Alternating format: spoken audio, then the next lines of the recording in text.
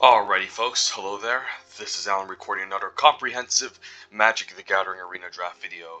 So this is my part 5 video, and I think I'm just gonna use as much time as possible since I'm rank 40, I think, or near 40 with Premier Draft Strixhaven, and I still have a long way to go until I reached top 10. Started rank 33, but dropped down after a couple of games. I dropped a pretty sweet approach of the Second Sun deck, if you saw my previous video, but I think we need to continue and get to our goal of top 10 Mythics. So this video is probably going to be definitely longer than 2 hours, so let's fire off a Strixhaven draft and try to do our best.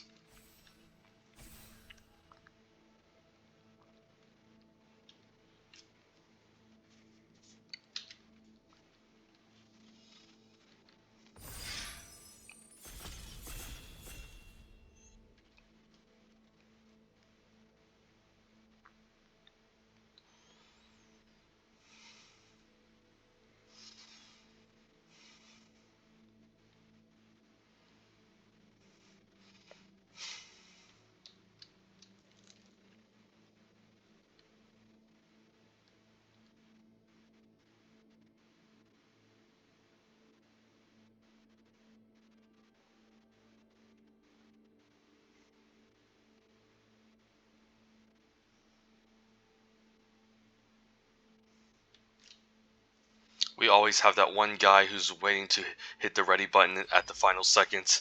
And anyways, pack 1, pick 1, Premier Draft Strixhaven, Journey to Top 10 Mythic. What do we have the fine pleasure of opening? Pretty nice lesson. Pretty first pickable, but not a very powerful card. The uncommons are all pretty bad. At common, there's also nothing exciting at common. I would have easily taken like environmental sciences over in this pack, but there's absolutely nothing. So I think we just take the basic conjuration as a good lesson. And green is a really good color in this set, and definitely close to blue in terms of power level. Like the best common in this pack is probably just Serpentine Curve or Serpentine Curve, whichever you call it. It's going to be at its best in Prismari, but still fine in Quandrix. But I think we'll just take our basic conjuration here as a good lesson. But overall, this pack is pretty horrendous. After first picking basic conjuration, well, we get past a pretty good rare, and this is a sign we should just be in green, or even green-blue. For the other half, Augmenter Pugilist is great. Pretty solid body in the early game, and in the late game it just becomes an 8/8 trampler, so definitely going to be my pick here. Mentor's Guidance is okay. There's a Guiding Voice as probably the best common in this pack. Maybe it's a sign that the white aggressive deck is also open for my left-hand side. But after first, from my right-hand side, but after first picking basic conjuration, I think Augmenter Pugilist is a really nice follow-up, and it's a sign that the person to my right doesn't want to be drafting green, or at least green-blue, I don't know. But yeah, this is a great sign, and we can use this as a nudge towards our direction. So I guess taking the lesson wasn't too bad, since this is a pretty good rare. So alright, maybe this will be able to save the draft. There's Field Trip and Dina. There's also Elemental Summoning. Pop Quiz is alright, but probably worse than just Field Trip. Okay, best cards in this pack I think are Field Trip, Dina, and Elemental Summoning. And given that my first two cards are green, I don't necessarily have a color preference.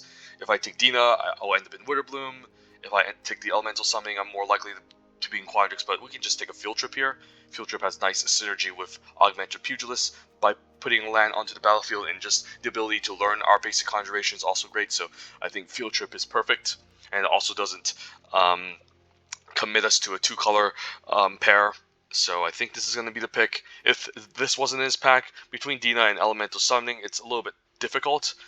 I would probably lean towards the Summoning, since Augmenter Pugilist wants to get to 8 lands, and usually the deck that's trying to get to 8 lands is Quandrix. But for now, we'll just take a Field Trip, since it just doesn't commit us to a second color, and it's great. And yeah, nice follow-up. Quandrix Pledge Mage is fantastic.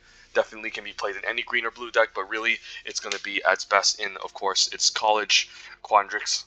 And yeah, there's also another Guiding Voice, Silverquill Pledge Mage. So the white aggressive deck does look open for my right-hand side. So probably the person to my left, I think, for my right is probably drafting some sort of red deck, maybe like a Prismari. But yeah, Quandrix Pledge Mage is perfect. So we'll take her here, or take him. I have no idea. Maybe there's no sex preference. Here, I guess we have a first kind of bad pack. There's an Agonizing Remorse, Blood Researcher. Big Play is kind of like in the middle between all of these other cards. It's still a fine card, but it's not very exciting. There's a Prismari Pledge Mage, but it's not going to be easy to cast. So I think we're looking at Blood Researcher, Agonizing Remorse, and Big Play. Generally speaking, if you do end up in the Witherbloom deck, it's very important to pick up the Blood Researchers. Agonizing Remorse is fine on 2, but it's not like a necessary component of the Witherbloom deck, whereas I think the Blood Researcher is very important if we do end up base black-green, since it's just one of those important aggressive creatures that you kind of need. So I think I'll take it here. There's a chance we can always get a big play later, but yeah, we'll hedge towards Witherbloom with this pack. Since I think this card is just really important in Witherbloom. Here we have a choice between Containment Breach, Pest Summoning, and the Big Play. There's also a Vortex Runner if I want to lean towards Quandrix. Yeah, pretty interesting pack. I think we take one of the lessons here, and I think if we end up in Witherbloom, I think it's more important to take the Pest Summoning. Containment Breach gives us a little more flexibility. I mean, you can still play Pest Summoning even in Quandrix, so I don't mind taking the Pest Summoning here. This is just the off chance we do end up in Witherbloom. I think it's more important to have these Pest Summonings. We could always splash an Explosive Welcome to if we end up base Quandrix, but I think the Pest Summoning is flexible and important enough that we take it here in case we still end up in Witherbloom. So I think we'll take the Pest Summoning. Ooh, there's also pretty late Teachings of the Archaic, but there's also Burying Books, which is really late. There's no amazing black cards in this pack. I think it's Burying Books over the Teachings of the Archaic. Like, Teachings is a good lesson, but usually if you end up base blue-green, you have a lot of card draw already, and there's a chance that this can miss, because if the opponent has less cards than you, it's not going to do anything. But, of course, the upside of this is nice if you are playing against an opponent with a lot of cards in their hand. But I still think we take Burying Books here, just as a very powerful common that we can take.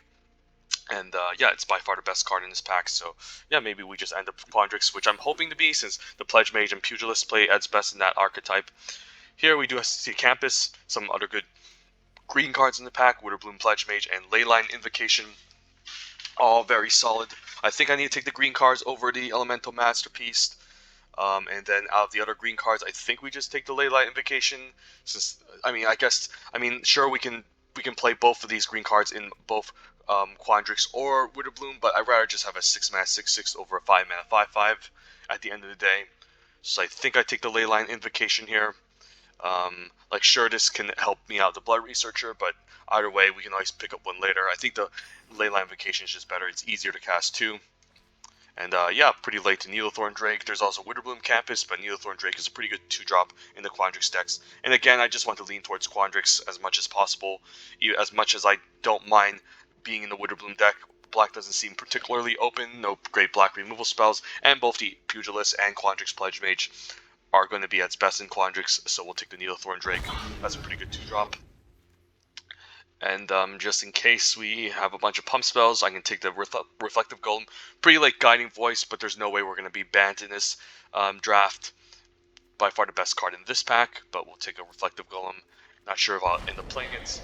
Better in the Witherbloom, in the Silver Quill or Lorehold aggro decks, and also another late Pilgrim of the Ages, the third best white common in my opinion, but we'll take an Elemental Masterpiece. Usually in the blue-green decks, you tend to splash red for the top end, and Elemental Masterpiece is a powerful late game card, so I think we could just end up base Teamer like we usually do, and sometimes I do see people play Resculpt.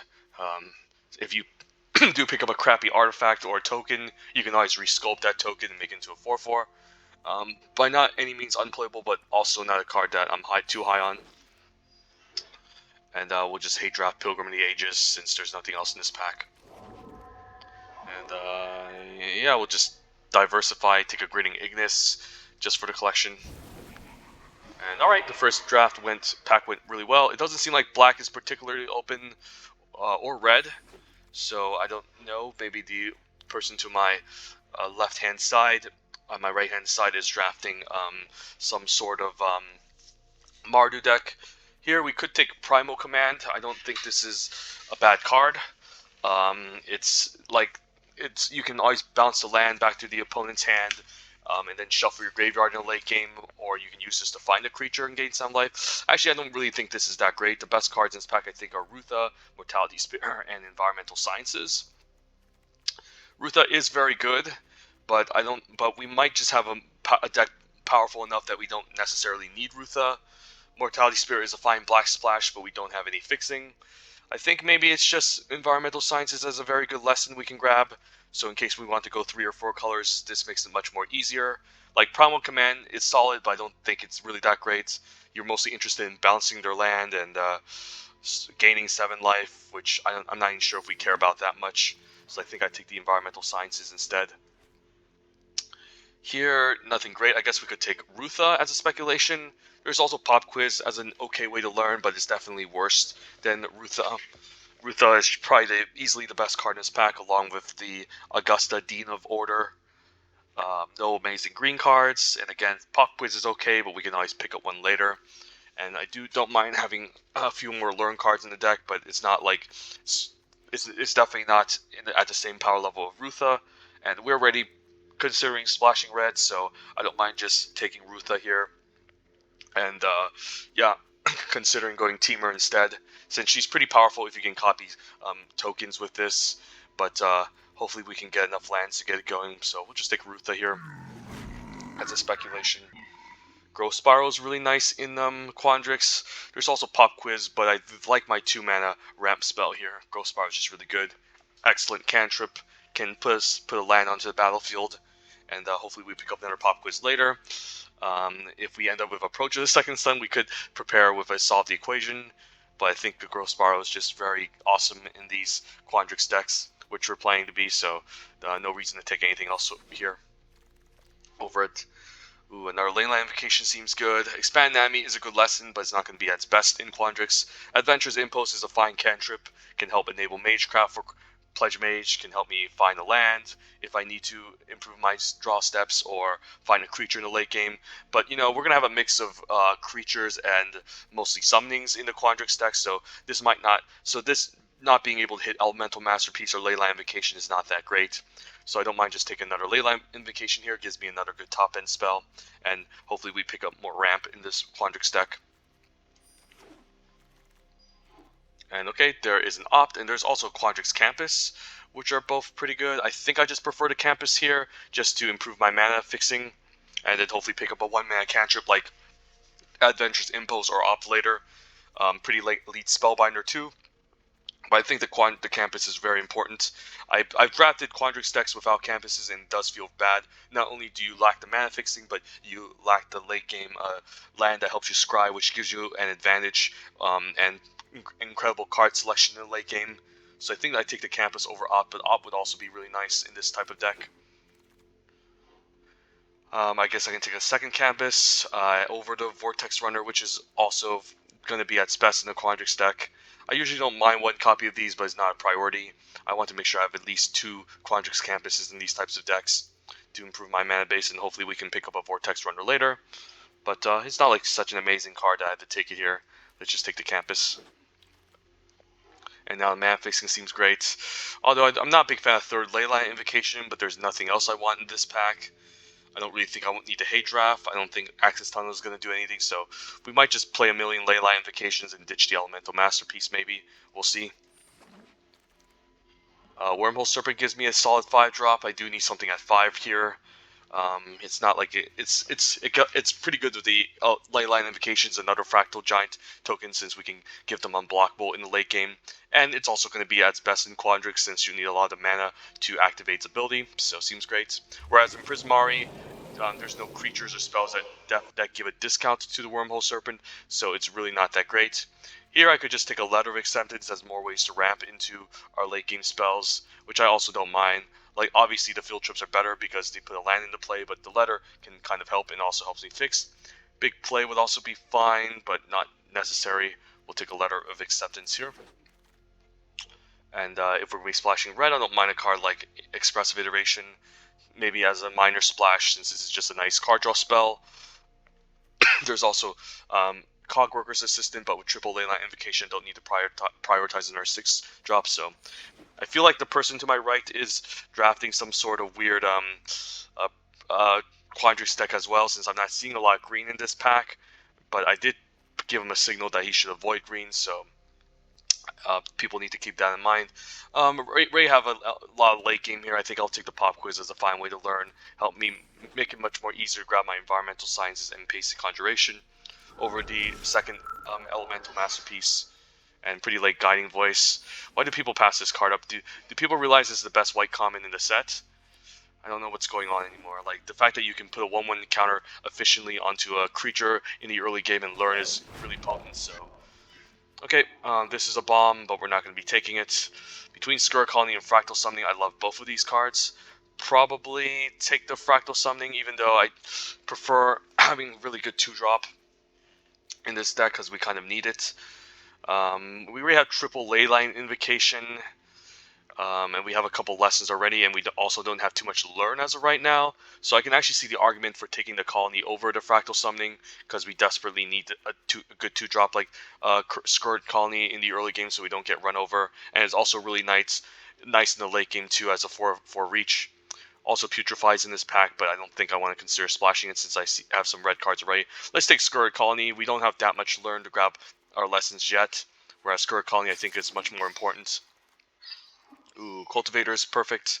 Gives us a good 4-drop, and we're lacking a 4, and it puts a land on the battlefield. Just a lot of tempo, basically.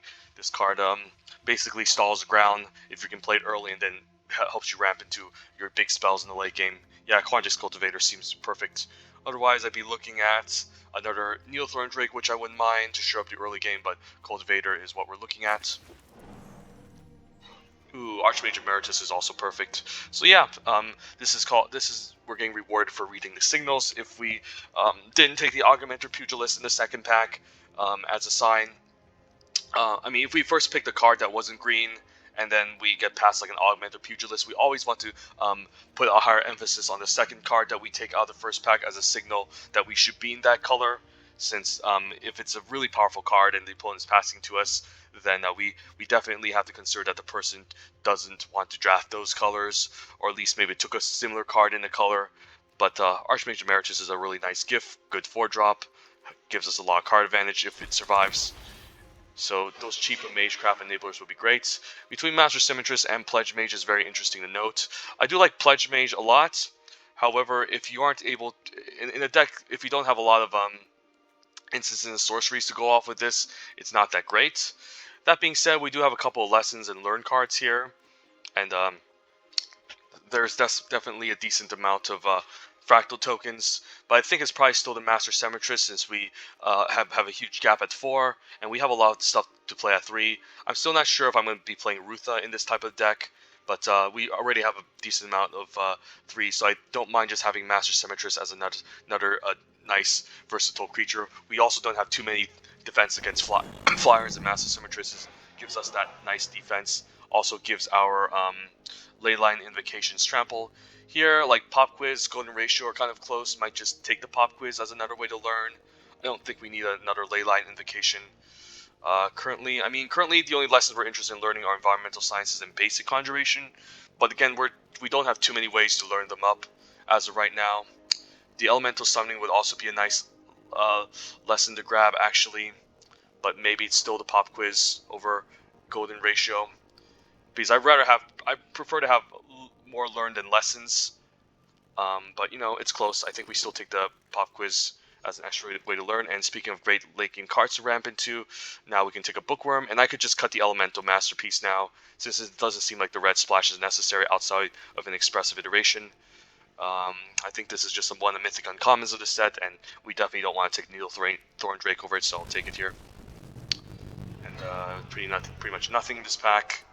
Let's just move on, not talk about it. Ooh, Snow Day's nice. There's another Quandrix Campus, which we have already.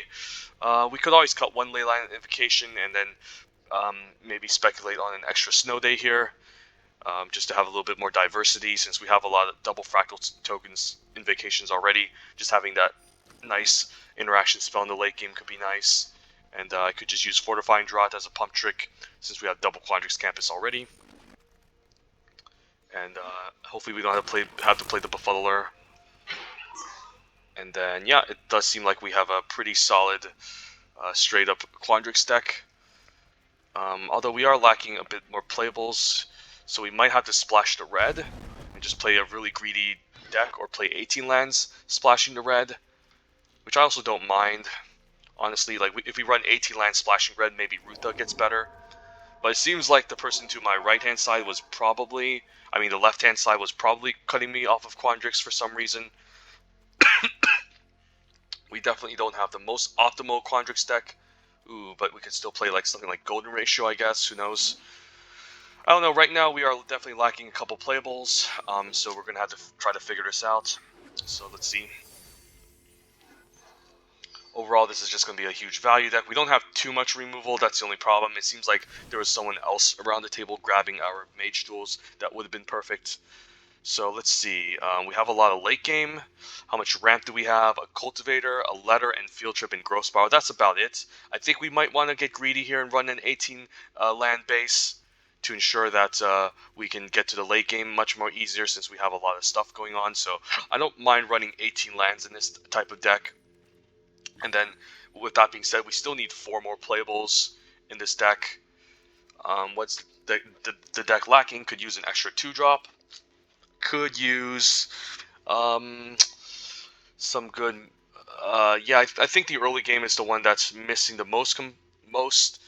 And we also don't have too much removal, so that's a big issue with this type of deck. So what are the 6 the cards from the sideboard that we're looking to consider? I don't think we want Reflective Golem. Doesn't really have any synergy with this deck. Golden Ratio could be alright. In terms of card advantage, we have Snow Day. We have Bookworm that draws me a card. Archmage Emeritus, which draws me a card. Double Pop Quiz, which draws me a card. Same with the Growth Spiral. So it's not like we necessarily need the Golden Ratio. And at 3, it's already kind of clunky. And I'm also don't mind having the letter to provide me more ramp.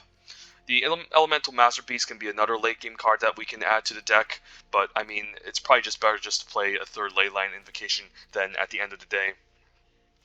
Rutha is also a very interesting thing to note. I think most of our summonings are going to be very expensive, so it's going to be really hard to combo off of Rutha, I think. Since there's no other great spells we're interested in copying with Rutha outside the Leyline Invocations. Like, I'm not really interested in copying a Pop Quiz, for example, so I don't think Rutha is going to make the cut. We could go very greedy and maybe go like something like an Expressive Iteration here, throw in another Elemental Masterpiece, and then throw in like a big play in the deck, and that can be fine. I could also just throw in a random Befuddler just to have the extra 2-drop to make sure we don't end up getting run over. Like, it's not a great card, but it is a 2-drop that we kind of need to trade off in the early game against the more aggressive decks. And then we could just run something like this, in fact. Otherwise, like, if we don't run the Befuddler, I think the only card we're primarily interested in running is the big play. I think it's better than the Fortifying Draught since this gives a counter and we don't care about life gain in this type of deck.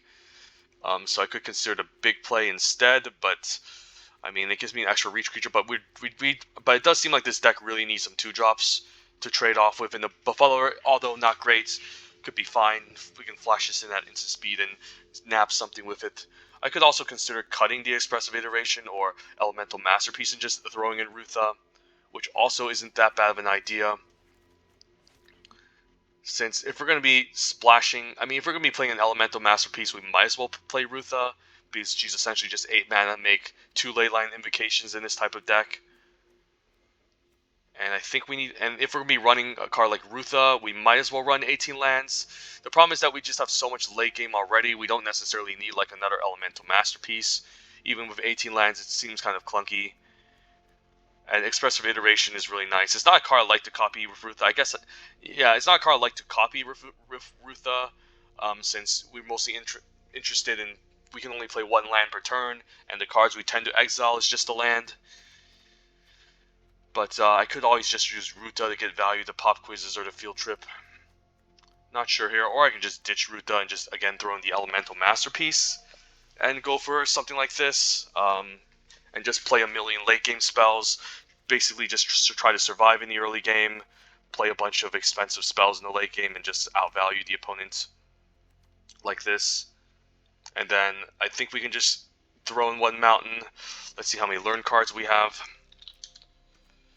3 learn cards, so not that much. And how many lessons that we're interested in.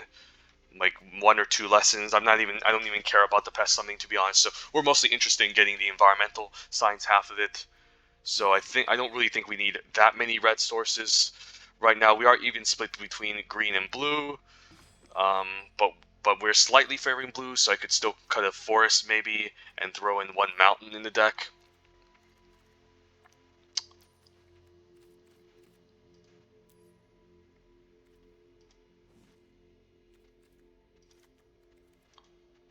I don't really care about the artwork, by the way. I don't pay attention to it. I know it's really disgraceful, but yeah, I guess we can run something like this. Like I don't mind golden ratio, but it's really like I could just draft straight up blue green. In fact, like is that wrong? I could just cut the expressive iteration and the elemental masterpiece, and just run something dumb like big play and golden ratio in this type of deck. But I mean, it's almost the same regardless, because I get some more bodies at the top end, splashing red, and I also kind of get a card draw spell with the expressive iteration. Like, if we, like, golden ratio and expressive iteration isn't too different, but I guess the elemental masterpiece giving me the extra body over big plays more relevant. Yeah, you know what? I think I like the red splash. And then hopefully we can just survive the early game, draw into a bunch of expensive stuff, and just run the opponent over. I think that's the game plan. I mean, big play would also just be nice in this deck. Like, big play could be a fine combat trick. And it's just very cheap and efficient. Like, do we really need to splash the red? It doesn't seem like it's necessary. You know what? Let's just cut the elemental masterpiece, expressive iteration, throw in the big play, and then just throw in the golden ratio. And it could just be fine. As long as we have at least like 2 creatures out, golden ratio is still a divination at the very least. And that way we don't have to make the mana base awkward, and going straight up blue-green just seems a lot easier. Because it's not like the red spells we're splashing for are things that are necessary. We already have the creatures, we have the value already with the card advantage. Like, if there was like a heated debate, I would definitely splash for it, but, you know, the fact is we're more interested in just... It's much more easier, I think, to just be in blue-green. And either way, big play can still be kind of an interaction spell, since it can pump our creature and get in for some damage, and maybe get a favorable trade-off or fights off. So I think we actually run the big play over this, and it also gives us extra game against flyers, which we're kind of weak to. We do have a Master Symmetrist, a Scourge Colony, and a Needlethorn Drake, but sometimes against the Silver Quill decks, they might just have too many flyers that you might need the big play to give her creature reach. So maybe this is fine. Just run something like this, and then yeah, just go straight up blue-green. I think 10 green sources, 10 blue sources seems fine. Yeah, let's just give this a shot. Seems okay.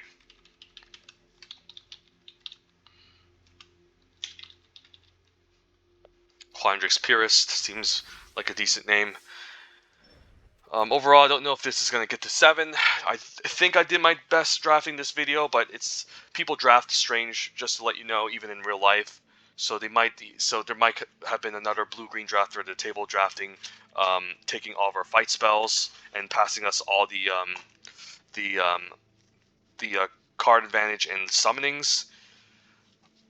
Even though he wasn't supposed to be in Quandrix, he decided to force it anyway, so there could have been like maybe 4 Quandrix drafters at the table or something, since the elemental summonings didn't wheel or anything. But yeah, it did seem like Silver Quill was also open from my direction, since I was seeing a late Paulo Damo, what's it? Paulo Vito Domino Rosa, the Elite Spellbinder card being passed in the 3rd pack. But maybe it was just for that one Silver Quill drafter at the table, not sure. But I was pretty sure being passed like a Augmented Pugilist is a sign that we should be in green. And then following up with a field trip. The first pack seemed very optimistic, but we got 0 Mage Tools, which would have been pretty good in this deck. The only good black card I think I passed was the removal spell, and that was it. So I think we were still in the right college, but maybe some people couldn't read the signals or something. I don't know.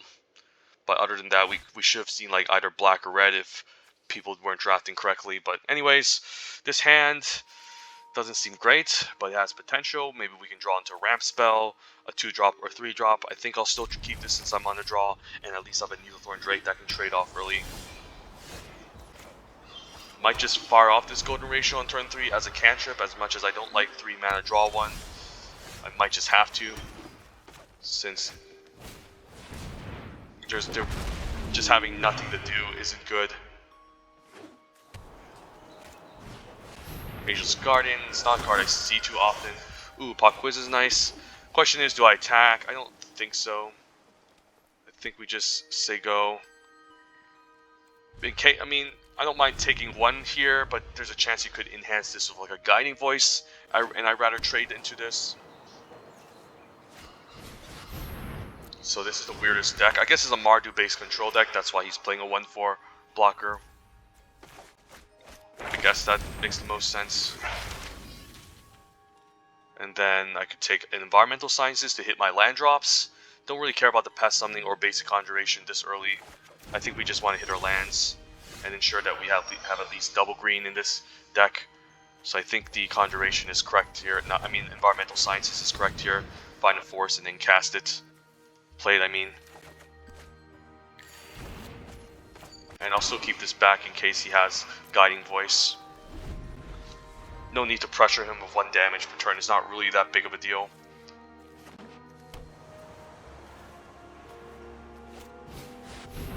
Combat Professor. Alright, I mean I could trade here. It's not that bad. Surprised opponent didn't attack, okay. So now I can play the Scourge Colony and then play Golden Ratio, and I'm fine just drawing 2. I can also keep up Burying Books and get greedy here, and then play a Leyline Invocation and then set up another Golden Ratio eventually, but I think just drawing 2 here is fine, since I might not have the chance to do so. And then we'll say go. Very surprised he didn't attack with the Ageless Guardian, since trading this for a Needlethorn Drake wouldn't be that bad. Ooh, Blade Historian, I guess he has first strike, okay. Might just have to take it here. Yeah, so how much damage is this? 8? I might just have to take 8 since I can't really afford to lose any of these creatures. Yeah, I think I'll just take 8. I could have double blocked the Combat Professor, but, you know, there's a chance we could have some sort of interaction spell. So this Blade Historian is a problem. So how about Quandrix Cultivator and play out land, and then we still have access to the Burying Books. I think we do that. I could have also played Leyline Invocation, but I think we want to keep up the Burying Books here. So I think we might want to grab an extra forest since we have a lot of blue already. And then we just want to play an island this turn. And then as long as we're able to bounce one of his creatures is okay.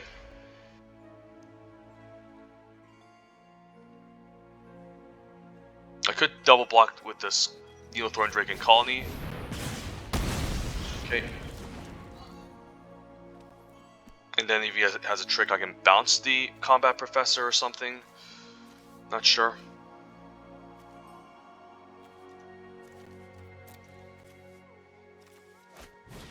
Yeah, this isn't great. I guess I just have to take 4 and then bounce the Combat Professor, which I think is correct. Yeah, I guess I will just take 4 here, and then hopefully grow the Scourge Colony into an 8/8, play the Bookworm, and hopefully stabilize.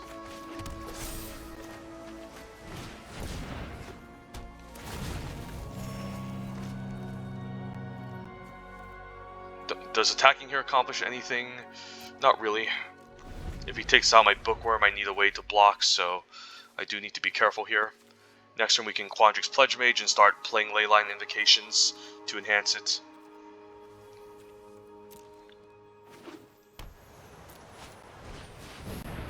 So just running crappy Ageless Guardians. So So I don't know if I want to be aggressive with the Bookworm. But I think this turn is definitely Quandrix Pledge Mage, land into Leyline Invocation for sure. And I could start getting aggressive. So let's say he has a Study Break. I mean, if he had a Study Break, he would have tapped this down. So I think I can be kind of aggressive here. And just attack with the 7/7 or the 4/4. You know what? Let's attack with both. Let's not be cowards.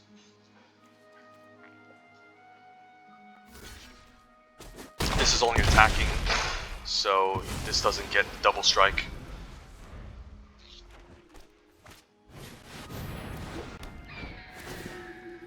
So we can still block this turn. But opponent's not in a position to block. So we can cast Growth Spiral here, and then cast another Leyline Invocation in case we top deck another land. So what we can do is now we can play land tapped, play another land, play Leyline Invocation, and then attacking with all, I think, since this is also lethal. Yeah, let's just attack him with these three. Let's say he chumps the biggest creature, he still needs to block a trampling 7/7, so let's just attack with all. And he's probably sandbagging land anyways in his hand.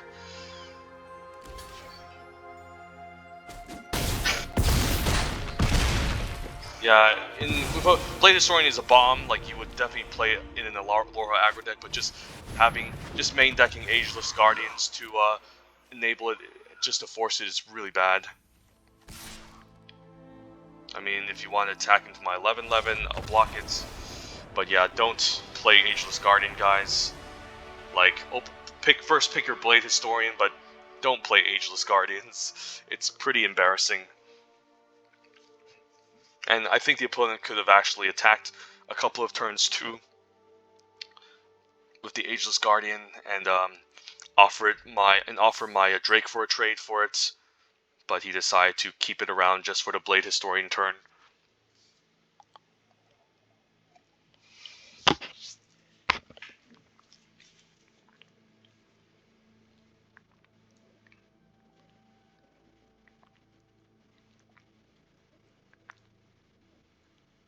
So dealing with flyers is definitely the key to our deck.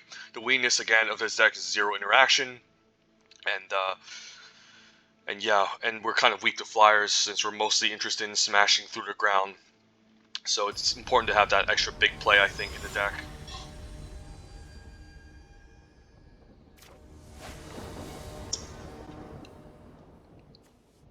Okay, doesn't seem bad. We have a 2-drop into 3-drop. Seems fine.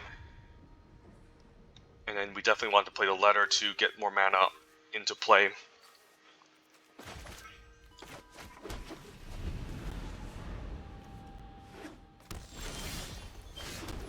Scarred Colony versus Needlethorn Drake. It really depends. I don't mind just running out. Scarred Colony hits harder if he misses the land drop, so I'll play it. It's by far a better late game card, I think. I mean, both of them are comparable, but making this into an 8/8 is pretty good. Okay, never mind. Plays his own Drake, so I guess we're just gonna letter it up here. Next time we can pop quiz and Needlethorn Drake, which is really nice. Question is, do we want basic conjuration or do we want something else? The Needlethorn Drake is also very annoying, so I might be interested in trading this off instead. Like, I'm not actually opposed to just trading this off. I can put down a Wormhole Serpent, but in case he has removal, that's not going to be great. So I might be interested in just casting Pop Quiz here and then playing my own Needlethorn Drake.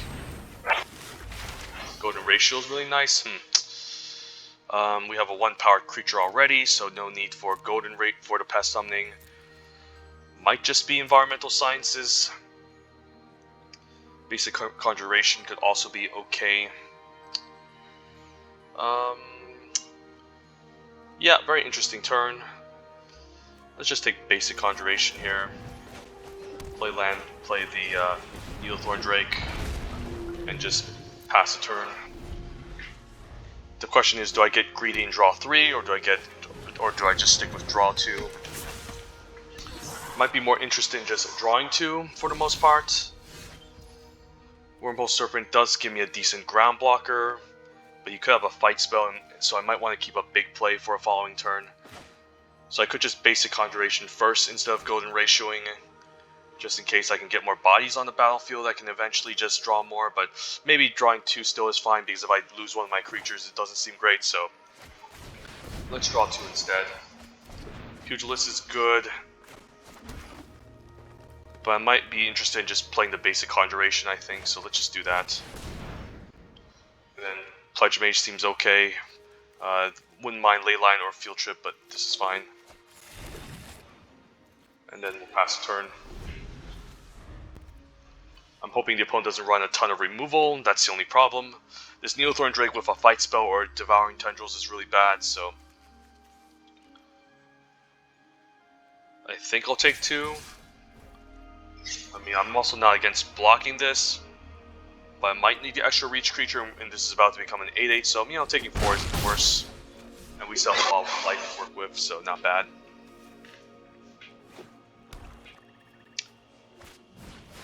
Imbraham. Okay, Master Symmetrist. This might just be a game where we just want to try to give our creatures unblockable and win. I don't mind just playing out the Quandary Pledge Mage, because I'd rather have that die than the Augmented Pugilist. And then just having the reach creature here could also be really nice against Imbraham, and then we can just pass. So this might not be a game where we're interested in crashing through on the ground, but just making our creatures unblockable and getting some attacks in. I think that's the plan. Opponent hopefully doesn't splash for Liliana or Crux of Fate, or we're gonna get screwed. I mean, I can still play a Wormhole Serpent and make my creature unblockable.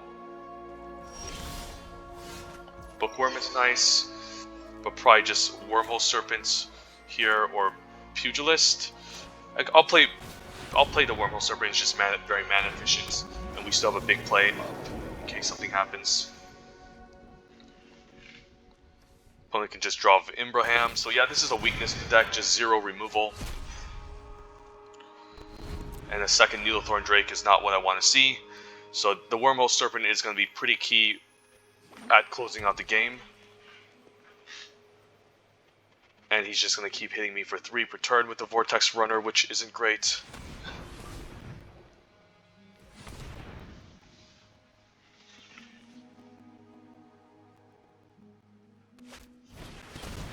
Blood Researcher, that's a pretty interesting card to splash for.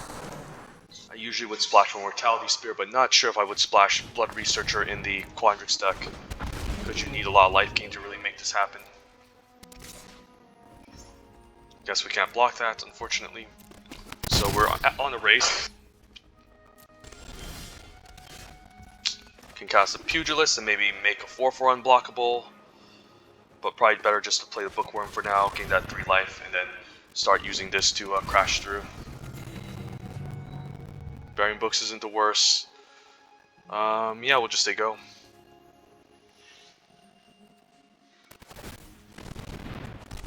Mage Hunters, that's really good. I guess he's going to use it on my Wormhole Serpent or my big Bookworm. I'm actually hoping he uses it on my Bookworm, because again, the Wormhole Serpent is going to be paramount at winning this.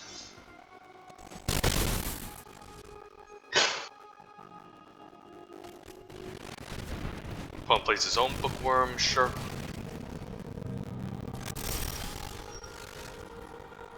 Sure.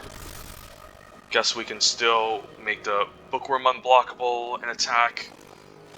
I don't mind just casting the Pugilist here. I could have actually done this. I could have actually turned everyone into a Bookworm with the Pugilist, so I messed that up. Oh man, I could have made everyone into a Bookworm and just trampled over for the victory. But darn, I definitely messed this one up. Okay. I guess we're just gonna get punished here and lose for our terrible misplay.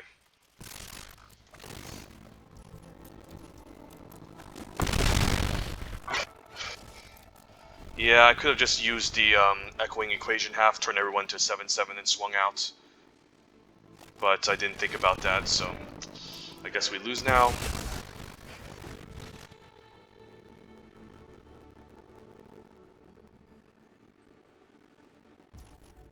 can still suicide our tramplers maybe and win that way. Or just suicide the bookworm.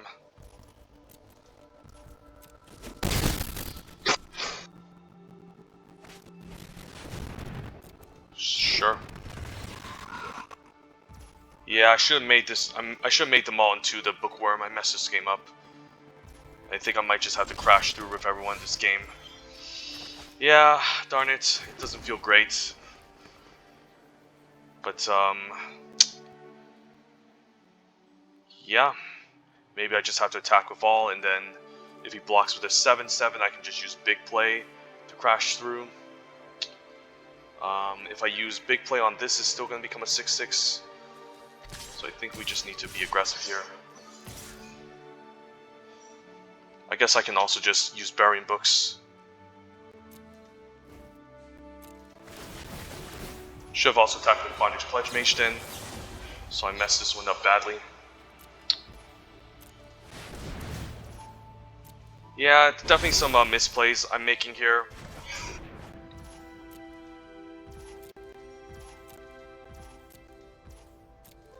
I should definitely attack with the Quandrix Pledge Mace since it was also going to grow if I cast a big play on it.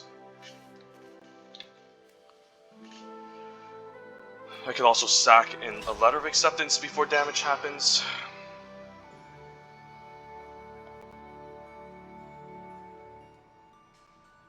I mean, I can still trample over for the victory if the opponent doesn't block here.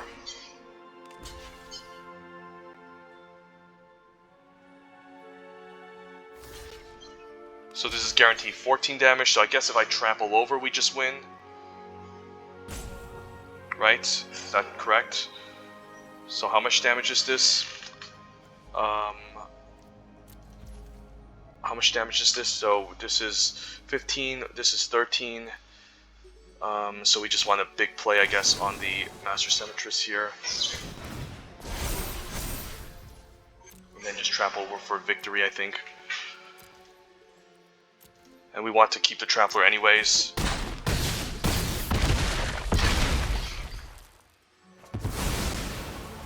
But we should have definitely done that echoing equation turn and made everything into a bookworm attack, but we still won that one. And rank 28 Mythic, not bad. Yeah, if I turn everyone to a 7-7, I think we would have just won. It was just too much trample damage, but I wasn't thinking, of course. And making those terrible misplays, but we still managed to get there, thank God. But keep in mind, you know, definitely making all of them into a 7-7 was correct with the echoing equation turn. Plus the big play, also my hand. Being able to pump the Trampler was also key, so I could have won the game earlier, but I gave him an extra turn to use Mage Hunter's Onslaught on my Wormhole Serpent, which wasn't great.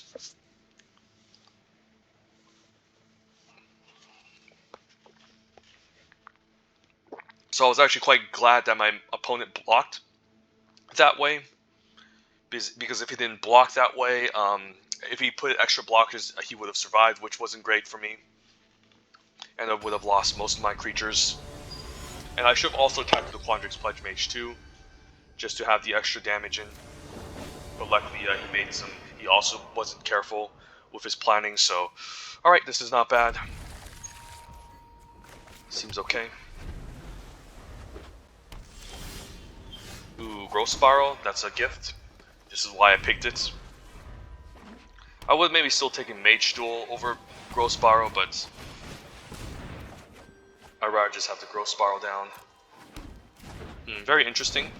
I could actually just play Letter of Acceptance here, since that will allow me to, I guess, double spell with Pugilist and Pop Quiz the following turn. So let's see, I'll have 4 mana. Yeah, I think this is better, and this also plays around removal better as well. And just provides so much ramp.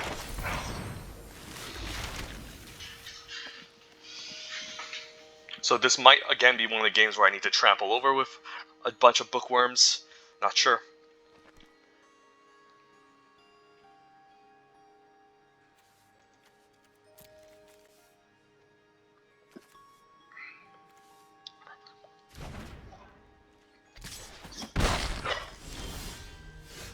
My own Needlethorn Drake.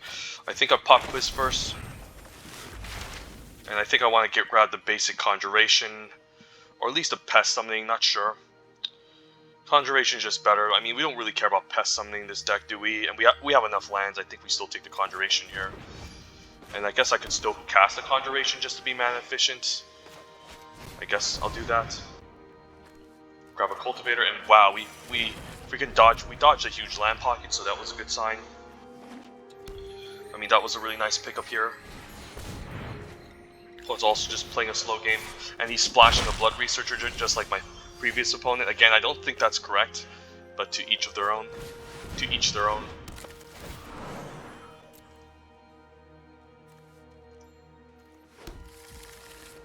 I could play out the Pugilist since I'll have 8 lands, and then maybe I can bury this and attack next turn. Let's try it.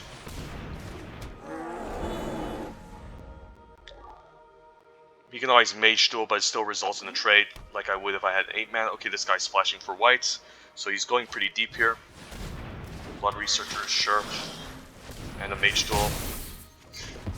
Alright, we had it.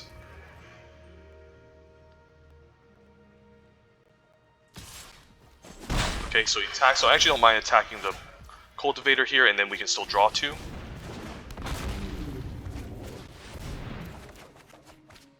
And even pop Quiz end of turn.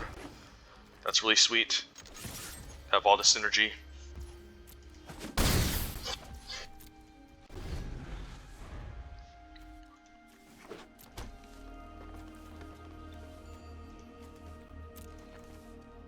Unfortunately, no ways to get our creatures from the graveyard, so this Death Toucher is just gonna put a halt for the time being. So he's splashing for Spectre Defense with the Blood Researcher. Okay, I guess that's not too bad, but it's also not great for me. But I can always bury the Researcher eventually. I can grab a Pest Summoning, or Environmental Sciences to thin out the deck. Maybe it's just time to grab the Pest Summoning since we have all these lands already. Big play. Guys, big play to Spectre, of course. I don't mind actually just trading off the Cultivator, actually. Trading off for the Cultivator isn't the worst. I could also just sack the letter. Maybe sacking first is fine. Since we should have enough cards here, and then Wormhole Serpent seems okay. We can play the Wormhole Serpent and still keep up. Big play, and now I want to preserve my creatures here.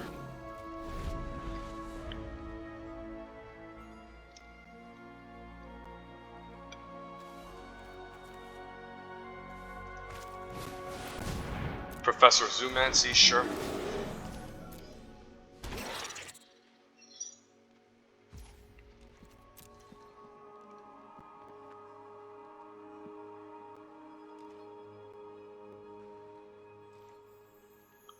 One could be splashing for an Expel. I mean, he's doing weird things here, so I wouldn't be surprised.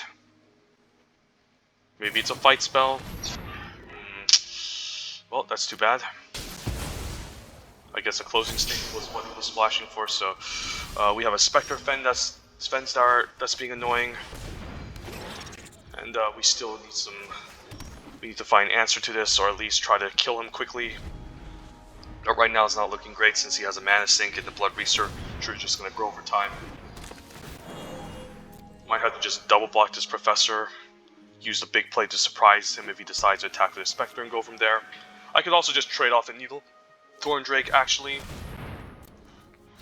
And then when he decides to attack with the Spectre, I can still big play him. Do I just trade here? I actually don't mind. I mean, it's annoying in the future. Let's just trade here. This way, he's more incentivized to attack. Leyline Invocation is good. That way, it can clear a path for my Leyline, which is going to be gigantic. And we'll just say go.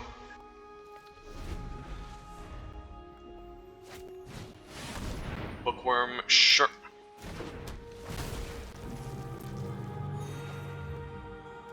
Growing the Blood Researchers. Yep.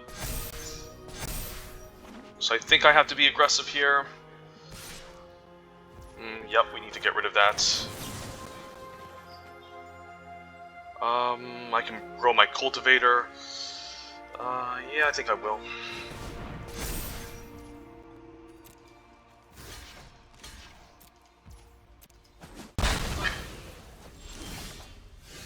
And I can still swing my 11-11 if he goes for some blocks. I can always bury in books. And I think I go for it here. I guess that's going to grow the researcher, so that wasn't necessarily the best play. But I mean, what else am I supposed to do? Yeah, I think that wasn't the best play, so I might have to just bounce one of them and double block the other one. We'll see. But I mean, I do need to start getting in there. How else am I supposed to win? At least the opponent also might not have a spell in his hand, but we'll see. So attacks with the 7/7. I can take the 7. I don't. The 4/5/4 is annoying. I might just chump this one and just take the 7, and then start swinging back with the 11/11 instead. Okay, this is actually what I prefer.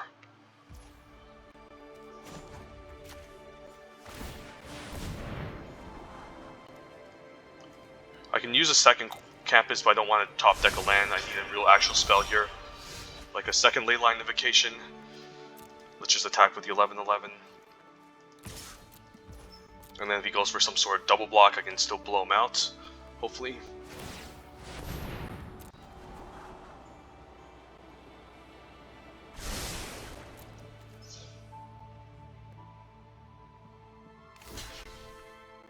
That's not a bad block. So using an 11/11, yeah, that's not bad. I guess I don't mind just taking out the Blood Researchers then, and then playing out my 12/12. I could always take out a 7/7 and a Blood Researcher, but I think I just want to take out the Blood Researchers, since he can always just get the Bookworm back. This is fine.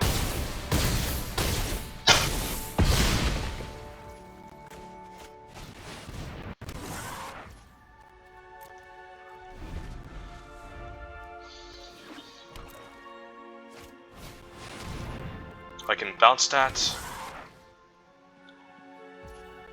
And I think I just do.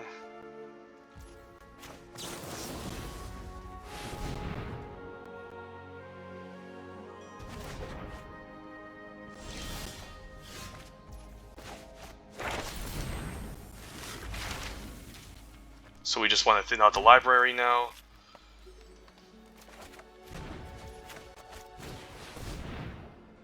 And then just sit back and scry.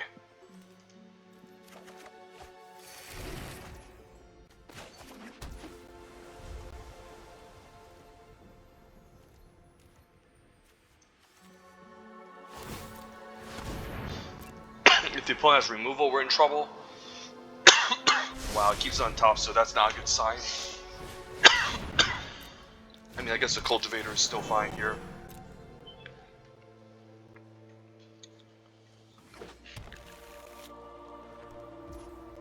But you know, we should have a smaller library and ways to gain this, and another way to grab the second leyline invocation.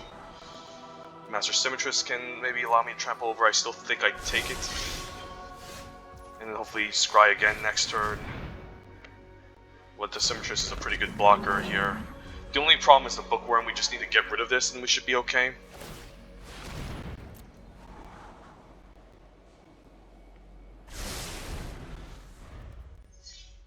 So I might start scrying my upkeep now. That's okay. So thank God we got rid of those Blood Researchers.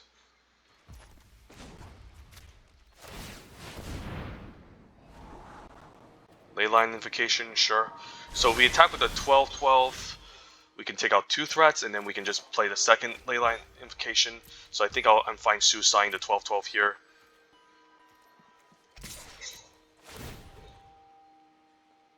He might put everything in front. We can kill most of his creatures, and then play a 14/14 Leyline Invocation, which is just going to be able to outclass him. So definitely don't want to take out the Bookworm because he can just get it back. I want to kill the majority of his creatures, so with a 12 power and 12 toughness, let's see, 4, 8, 9, 10. I think we just want to take out all the 4 toughness creatures and keep his Witherbloom Apprentice around, which I think I'm totally fine with. So let's just take these out, and then cast a second Leyline Invocation, and that should be fine.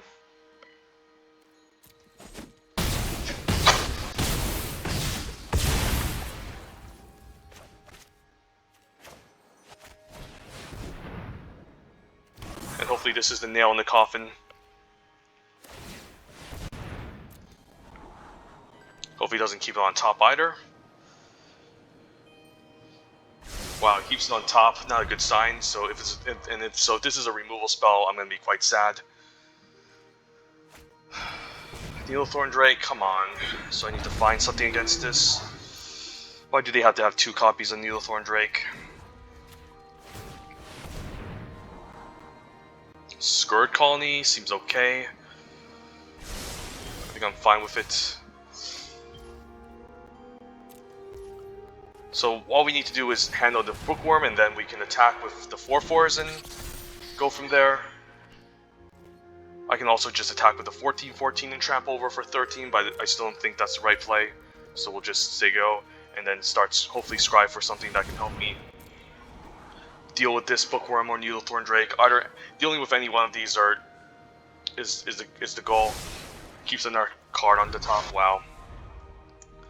Yeah, so this is what happens when you don't have a ton of removal. Deck just doesn't work too well or function properly.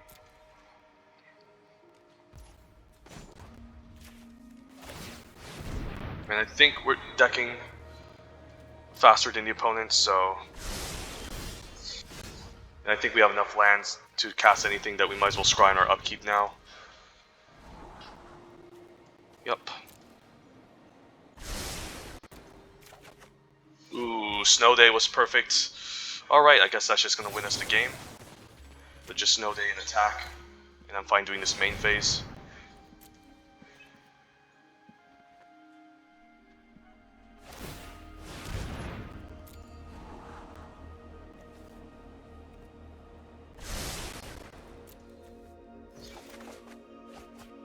Archmage, I don't really need anymore because it can end up decking me, but I might need the creature just to deal some damage. Do we just attack with fall? I think we just do. But just send in the team, not waste time.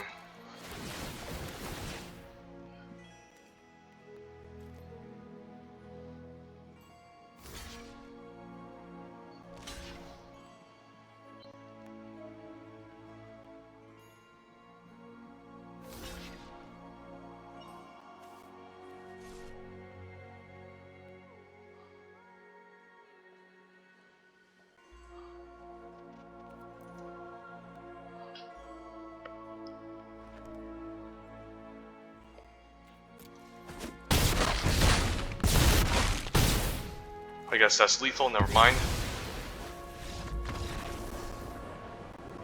Those were some pretty questionable blocks, but yeah, that Snow Day was a really nice top deck. And yeah, rank 23 Mythic. Facing against opponents with multiple Needlethorn Drakes.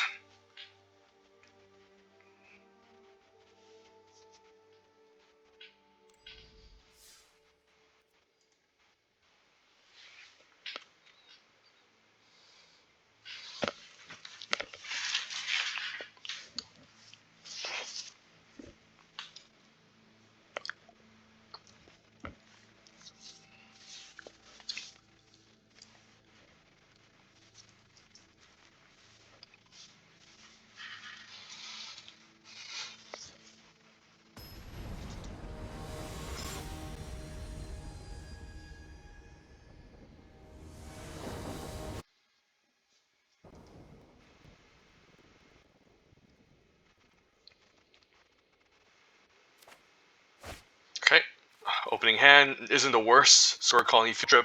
Might just want to keep up Befuddler as a combat trick, since the -1 power could actually come in handy. Fine playing on my blue mana since the field trip only gets me green. And let's see. We want to field trip first, right? I think that makes the most sense.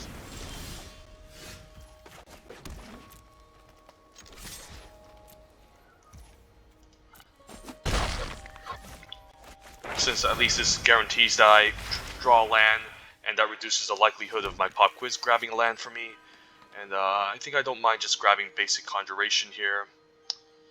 I might need double blue though, but I have confidence that we'll draw in our second blue source eventually, so I don't need to prioritize it that much. By the way, I mean either way I can still pop quiz and still grab the environmental sciences anyways. So another weird deck. Yeah, let's just pop quiz now. Archmage Emeritus. Okay, I mean I can still cast Archmage Emeritus regardless anyways, so you know what, let's just grab Pest Summoning. Pull out the Quandrix Campus tapped, and then we'll just attack for 2. Maybe it was better to grab the environmental sciences, I guess, since we can play Archmage and the environmental sciences in the same turn. So maybe may missed out a bit of value if he has removal. But maybe hopefully we top deck into another spell that we're more interested in playing next turn. Because I do want Archmage with a spell. So at least if he kills it, it isn't too bad. So it's really not doing much here. But who knows? Grixis. So usually the color of removal. Yeah, let's just attack here. He probably has removal for the Archmage Emeritus, so probably just better playing off the Pest Summoning just to apply more pressure, and then we can still keep up Befuddler. Because I want to just Archmage and cast Basic Conjuration next turn to draw an extra card off of this.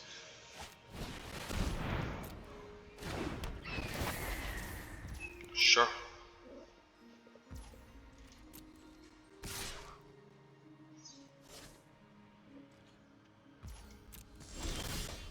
Right, let's just play Archmage. And then Basic Conjuration seems good.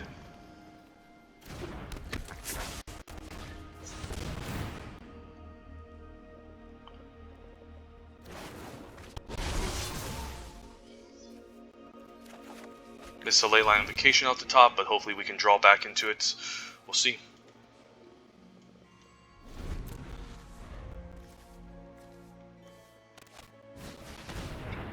Opponent's playing a really weird deck.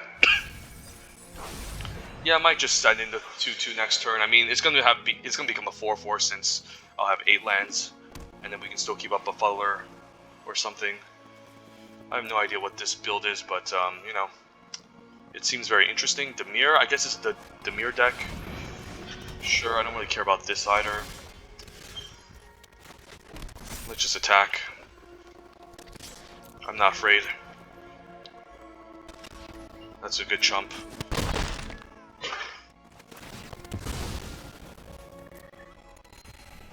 Hopefully no Crux of Fate.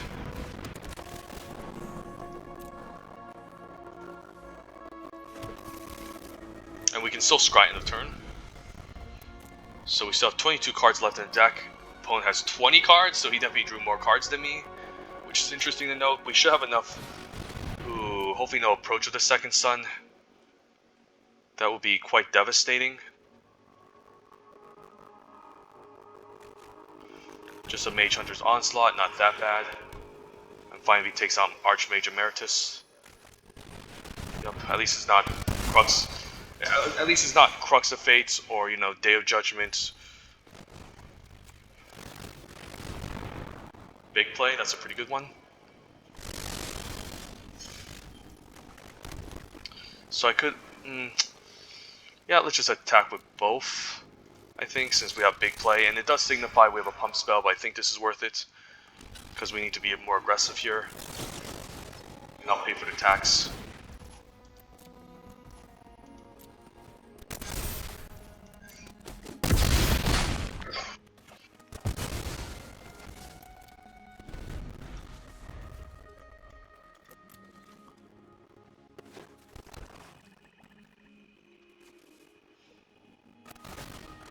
So luckily it wasn't like Approach of the Second Sun or anything. So maybe it's just a janky Dimir deck that this person is drafting. You can see a Snow Day on my upkeep, we'll see. Yep, that was a pretty good scry, and I'm fine taking my draw step here. Okay.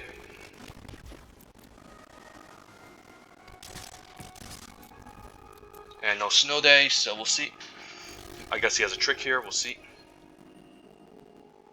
But Fuller might come in handy, we'll see. Alright. Just trying to prevent damage. And we do have a Bearing Book signature fractal token, so we'll just pass the turn and see what's up. So you can make a 6/6. I guess a 7/7, so I need a Snow Day or Bearing Books to start getting in.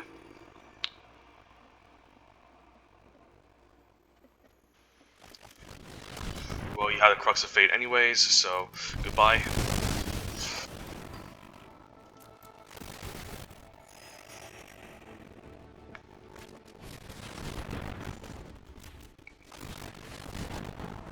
Might scry my upkeep now, since I should have enough lands to play almost anything. Yeah, I have enough lands to play anything now, so let's just scry. Symmetrist seems fine. And we just want to play our lands again just because we want to have enough lands to play anything here. And I might keep one land just to discard with the Snow Day.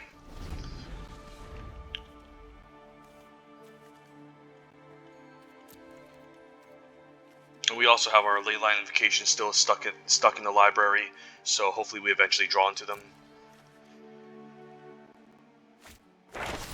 Okay, sure. Hoping he eventually runs out of removal.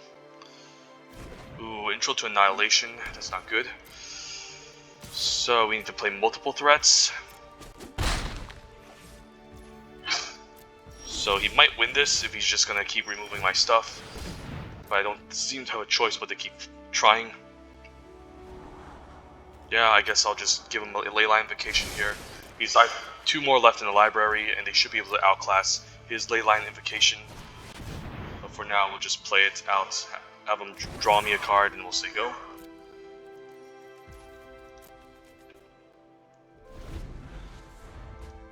So Dimir control or just Grixis control? Pretty interesting. Please use your intro. Alright, that's a good sign. That he doesn't have any more removal, and Pugilist is great. We just take our draw step here, and we can play both Pugilist and Leyline Invocation, so that's a good sign. Let's play land, play our Leyline, and then play our Pugilist.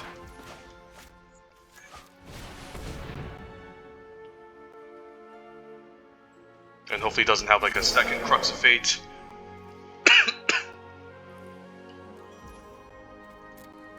He can drain me, but he needs removal and board presence to stabilize.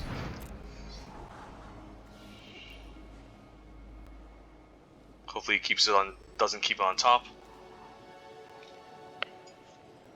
Wow, he keeps it on top. Not a good sign. But maybe I can still crash in with a creature. Just a pop quiz, okay. Okay, just an intro to Prophecy, sure. I guess he's forced to chump.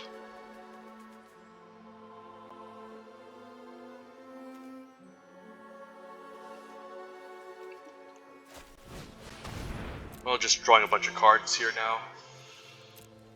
Hopefully no second Crux of Fate or Day of Judgment. I mean Crux of Fate or Liliana here. Liliana would be pretty backbreaking.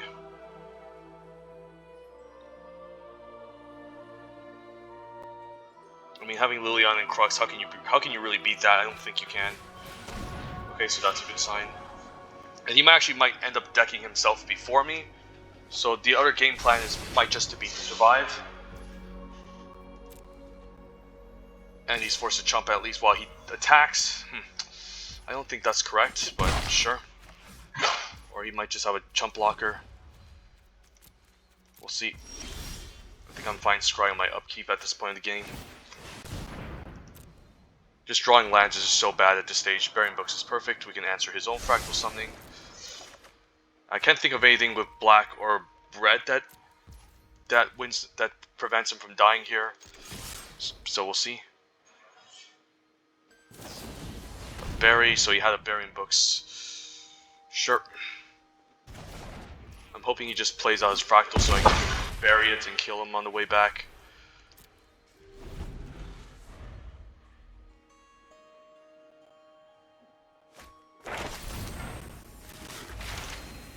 He might have a second introduction to Annihilation.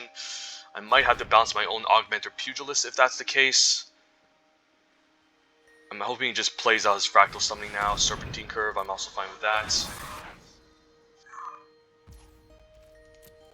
And I'm hoping he attacks. And he doesn't. Okay, we'll just bounce to 17-17 then.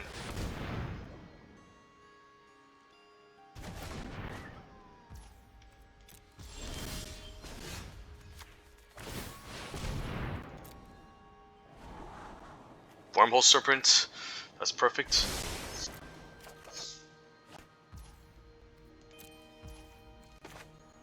I guess I can't activate the ability yet. At least he's forced to jump here. And we can always flash into Befuddler end of turn if we want to. He's gonna drain me. Ooh, he doesn't even drain me. I guess he doesn't have enough mana to drain. So I could always just flash into Befuddler end of turn and then just give it unblockable and we can win. So he would need like another Crux of Fate. But Crux of Fate is a rare, so it's not easy to grab a second copy. I guess what he could do is maybe remove my Wormhole Serpent and have like another removal spell for my Augmenter Pugilist, but Demir, Grixis, pretty cool deck, but unfortunately it's not the most optimal. I mean, it's nothing but removal basically. You know what, I think I'm going to flash into Befuddler end of turn, just to have that extra guarantee.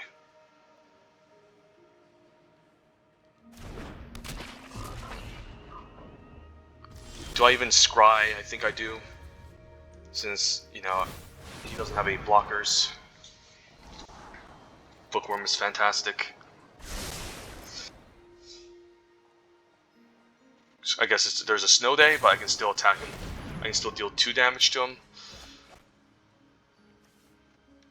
And I'm not worrying about decking myself, so I can happily play out the Bookworm. And he just might end up decking himself at this point.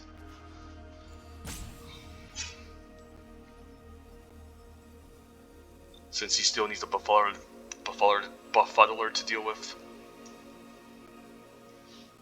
If he flashes in his own Befuddler, I can still get this unblockable before it blocks. So he needs a removal spell for the Befuddler here.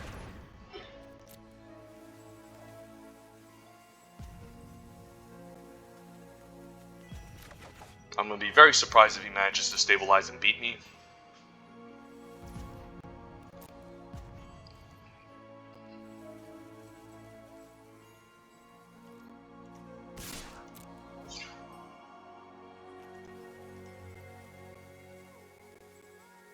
Yeah.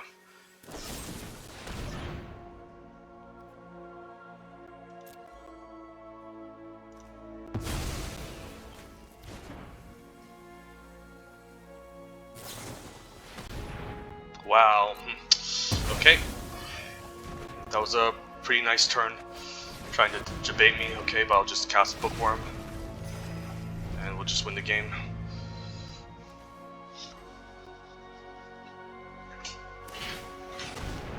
I think he was hoping he can make me sack my Wormhole Serpent, and then take out my Befuddler. But now this being able to give my creature unblockable is just gonna win me the game, and yeah, we got him. Sweet. So did we get the top 10? Top 14 Mythic. Okay, we're getting close. Just 1 or 2 more games, and I can show off my my ranking, and show you guys. Yes, you can follow my videos. You can learn from me, and you can make it to top 10 as well. Just never give up. Stay focused. Let's go.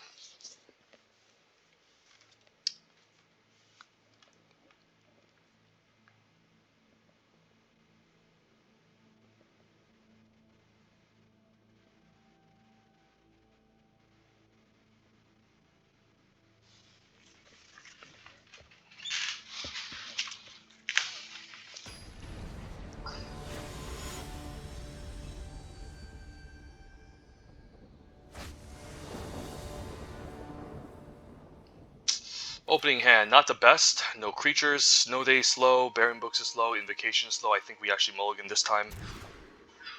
This hand also not that great. I like all of these cards, but I might have to bomb one Leyline Invocation.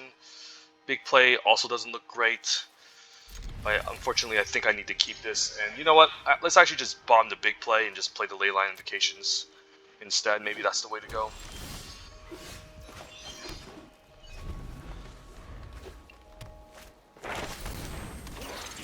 A pretty strong start.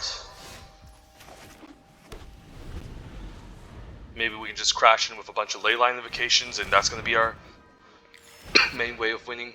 Although they're going to be quite small, they're just going to become 5/5s, which isn't necessarily the best, but hey. It might just be what we have to do. Hopefully it doesn't have a ton of removal, but of course if you're playing against a black deck, that's not something that... Okay, this seems great, so we can play Archmage, take some hits, and then maybe cast Baron Books the following turn to draw a card. Or at least make a 5/5. But he has removal anyways, okay. At least he ate a removal spell, not the worst. Not the best. Cultivator is good. I actually don't mind trading that off.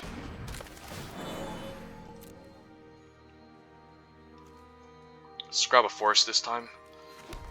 And again, I don't mind trading it off for the 4/3 since I'm at a pretty low life total, and this is a reasonable trade.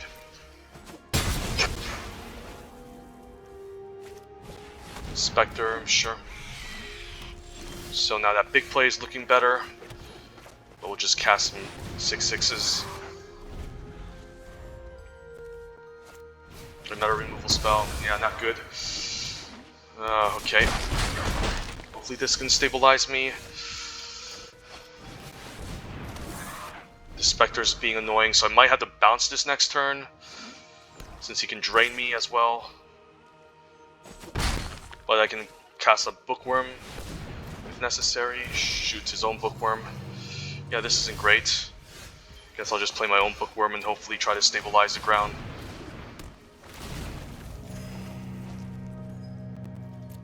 Maybe Basic Conjuration can give me some life in order to stabilize as well. Yeah, he might start activating the Spectre now, which isn't great. Ah, crap, I think I might have to block this Bookworm just to survive too, so he 2-for-1s me.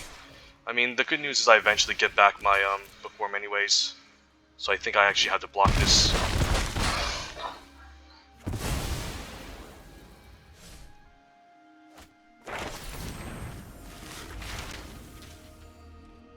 Oh man, we're getting totally owned here. And he has his own pest summonings. Jesus.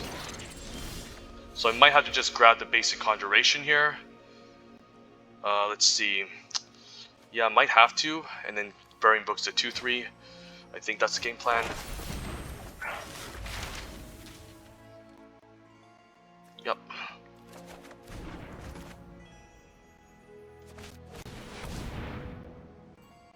Skirt Colony? Maybe that's just better. And then hopefully he's out of removal. I mean, he can just sit on the Spectre all day, that's the only problem. So let's say he attacks the ball, he can drain me. I don't know. Just play the Skirt Colony then.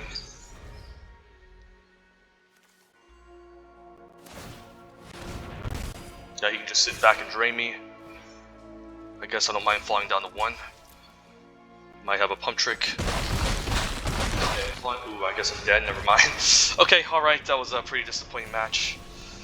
The opponent just had all the removal spells and we're back to 27, so... Alright. The challenge is still there.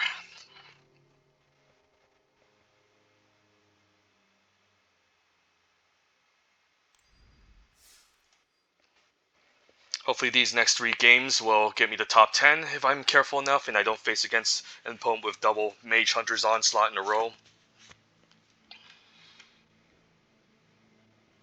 And then into Mage Duel, so he basically had all the removal, and that was bad for me, so... And I also had the mulligan.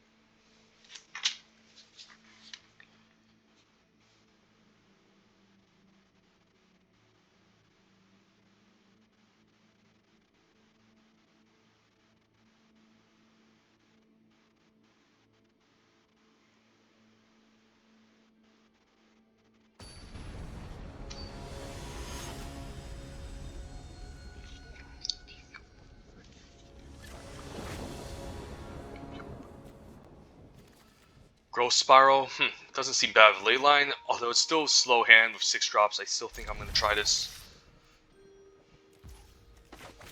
Eventually I just need to hit a couple more land drops or some ramp spells and this should be fine.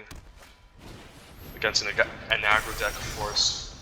So yeah, hopefully we can draw into some action. But, you know, keeping Growth Spiral in your opening hand always feels great, even though you're holding 6 drops. Imagine if this was a Blood Follower.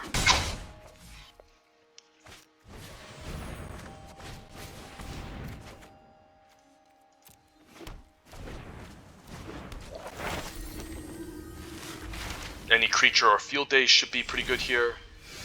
I mean, not that creature, but you know what I mean. Alright, I'm hoping I can top deck into something good and then into a land, hopefully. I mean, on turn 6 I should be able to still stabilize this. I'm hoping I don't take a ton of damage. This turn we can start playing some big spells and blocking the ground. Bookworm can help us stabilize eventually, so could use a creature here. Or something that can bait out a removal spell or get a good trade. We'll see.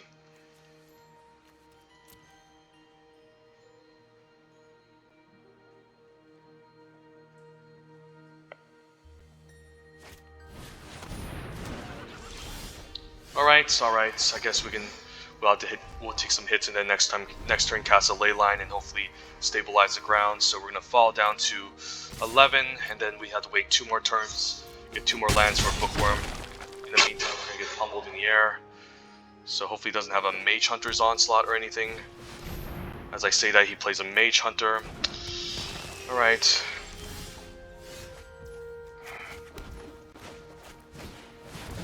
I think I just need to play this, take 2 in the air, eventually just play a Bookworm, but this is not great for me.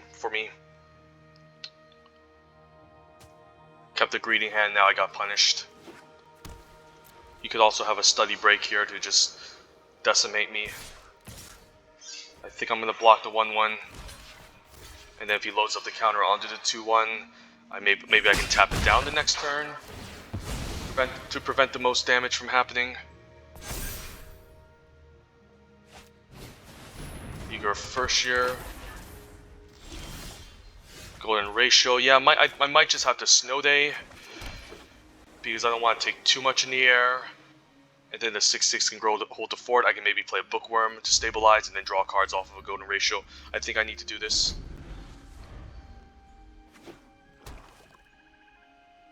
Maybe it's best to tap Eager First Year and the 3/2. Removal spell is not good. Yeah, it's definitely not good.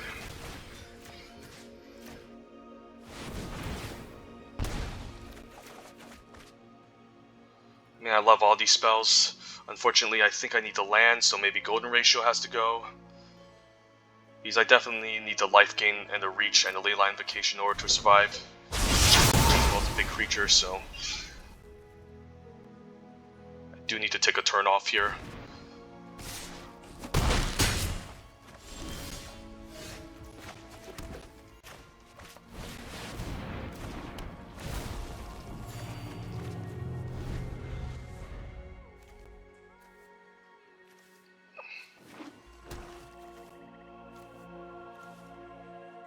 Please, no second removal spell.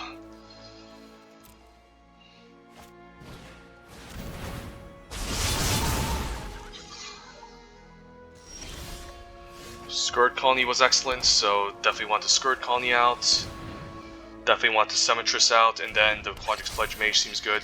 Just play all the reach creatures. I don't think I can afford to attack with a 7/7. Let's say he takes 7, he swings back. I don't have enough blockers to stay alive, so I really need to just pass the turn here, and hopefully he doesn't top deck a Study Break or anything.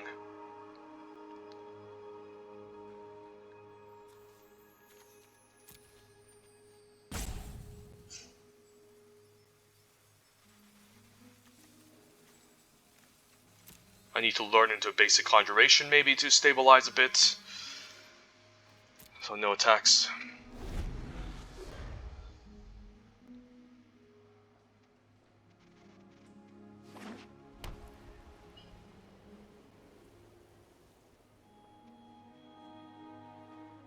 it's a Mage Hunter's Onslaught, that's not great since I'm forced to block and take a ton of damage. So he can just kill me. So I'm hoping he's just out of action here, but that's hard to imagine in a Silver Quill deck.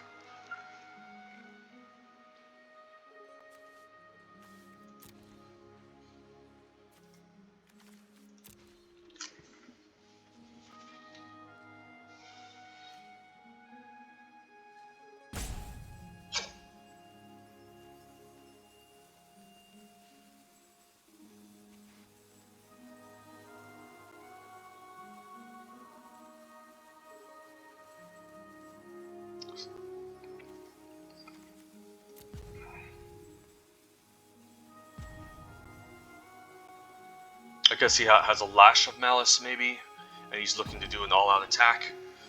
I'll fall down to 1, but then he loses Mage Hunter. Yeah, he has a Lash, okay. So he's going to do an all-out attack. I think I'm fine with this exchange, so I can block all the 3 powered creatures. So this is definitely going to get blocked. This is definitely going to get blocked, and then this is definitely going to get blocked. We can fall down to 1, which I'm fine with.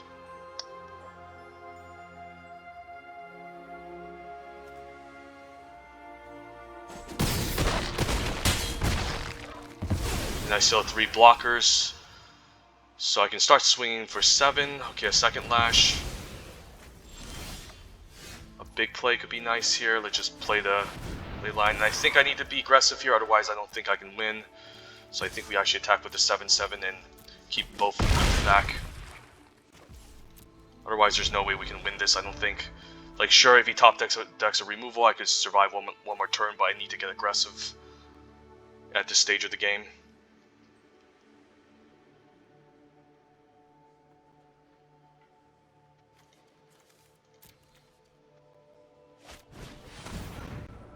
A D-Spark, yeah, and luckily he couldn't answer this, so yeah, that was a pretty nice top deck. So I just need a good creature off the top. Do I want to scry on my upkeep? I might just have to take my draw step. How many Leyline Invocations have I cast? I still have another Leyline in my deck, so I don't want to risk not drawing into. Pop Quiz was perfect. So now what we can do is we can Pop Quiz. We can Basic Conjuration to gain a bit of life, or Pest Summoning. But I think the Basic Conjuration could just be safer here. And yeah, we just want to cast a Basic Conjuration. Grab, I guess, Augment or Pugilist. Play land, play the Pugilist, and attack with the 9/9.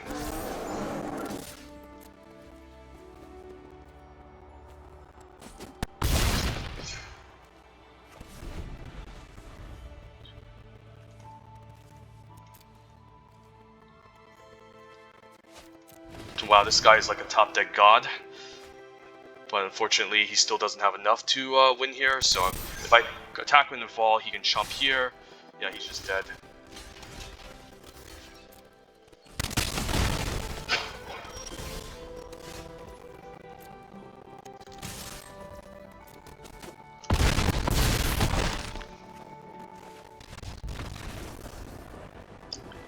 I guess he must be running like 16 lands or 15 or something to be top decking like that. I mean, man, it's so rough trying to get the top 10. It's like a single loss and you just fall 10 ranks. Jesus. Since I was at rank 14, then went back to 26, and now we're back at 23. It's going to be really rough. But I still believe in myself.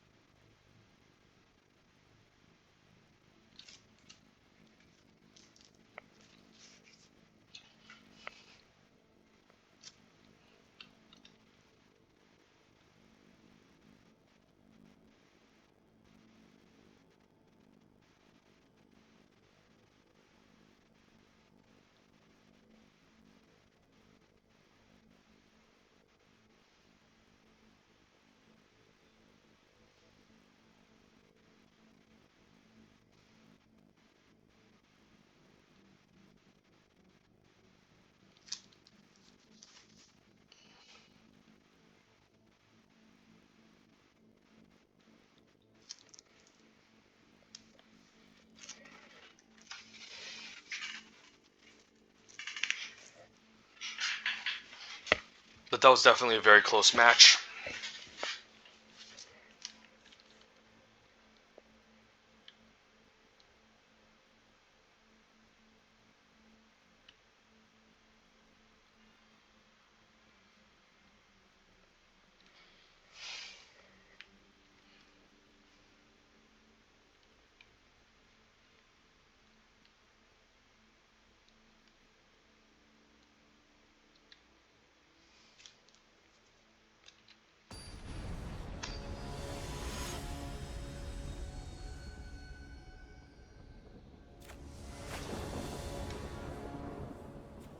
Okay, opening hand seems fine. As long as we can get the Cultivator out, Pugilist, we should be good.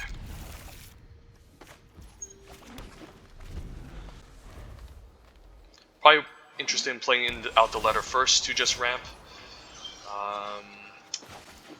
I could always play the Augmented Pugilist to have a 3-powered creature, to maybe disincentivize an attack from a 2-powered creature. Maybe that is the case. I mean, it'd be pretty nice to swing back still, so very interesting. I mean, I could maybe still afford to take one, play the Cultivator, and then save the Pugilist later in case he has removal, so I think I'd rather just do that instead, maybe. Get a little bit more greedier here, play out the Quandrix Cultivator instead, and then eventually just have this out as an 8/8. And opponent also just doesn't have a very fast start too, so not in a hurry. Field Trip is also great, but I think we just want the Cultivator.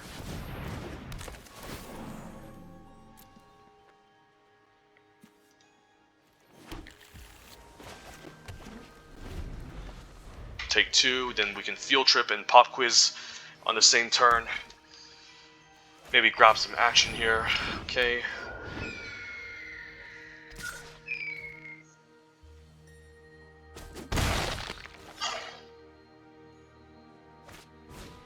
It's just a bunch of Stonerise Spirits. Archmage Emeritus is perfect.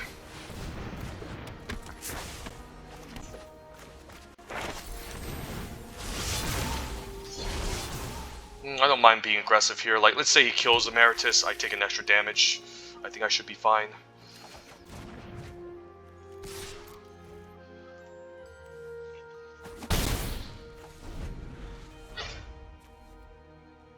We can still draw a bunch of cards, play out the Master Symmetrist, and we should still be fine. Attacks with all. Yeah, I'm not blocking this. I should still be okay. And I might have to take the not the Pop Quiz, the one that gains life next turn. For the life gain, we'll see.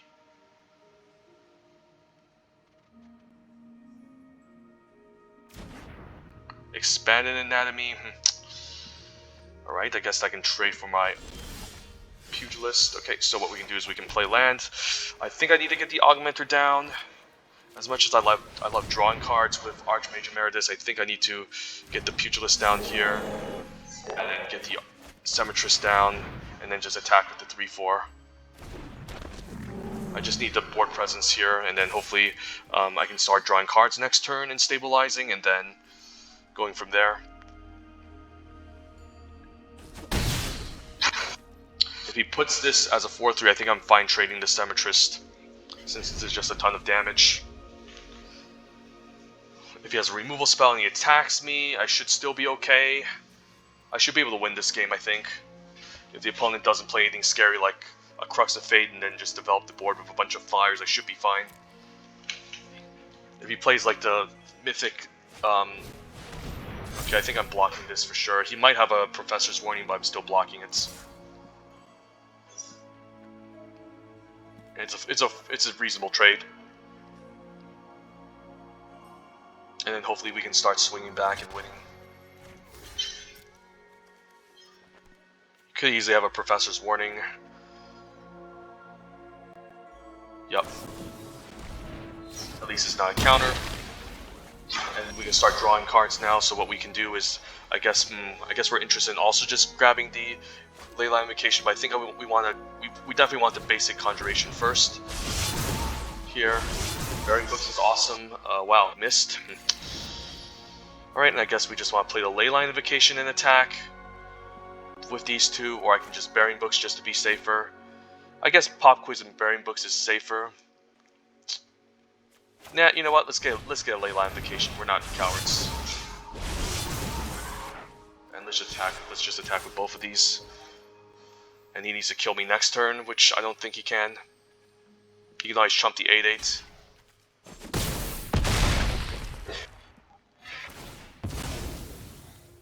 And then I can Pop Quiz, get some life gain going with the whatchamacallit, the environmental sciences, and I should be fine. Opponent's going all in.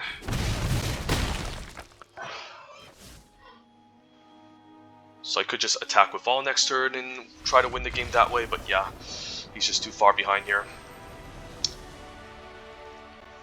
Well, rank 14 Mythic again. Might as well take a snapshot before I lose it again, and show that, hey, I'm very close to top 10.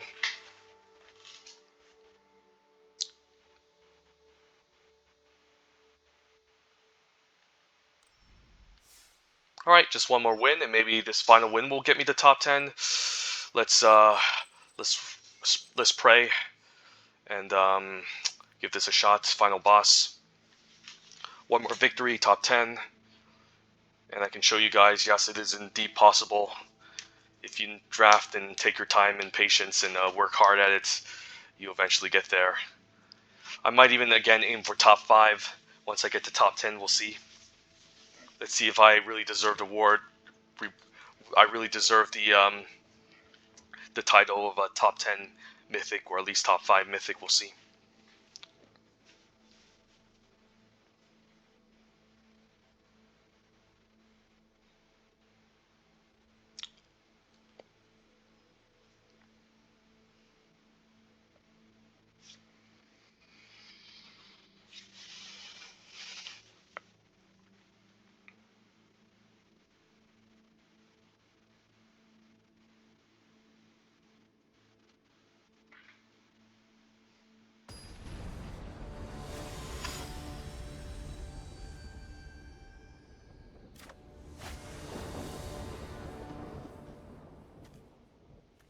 Okay, maybe this is a game where we play out Quandrix Pledge Mage and can grow it. I think I'm keeping this. Growth Spiral off the top would also be amazing. So a Teamer deck hopefully doesn't start ramping and getting ahead. But yeah, that's a scary card. Especially if he Mage Duels my Apprentice next turn, but I still think I have to play into it. Yeah, Dragon Scar Lead is not what you want to see on turn 2, and then if he has a removal spell, then I'm even more toast. Yep, here comes the fight spell. I mean, I guess the Divide by Zero isn't the worst.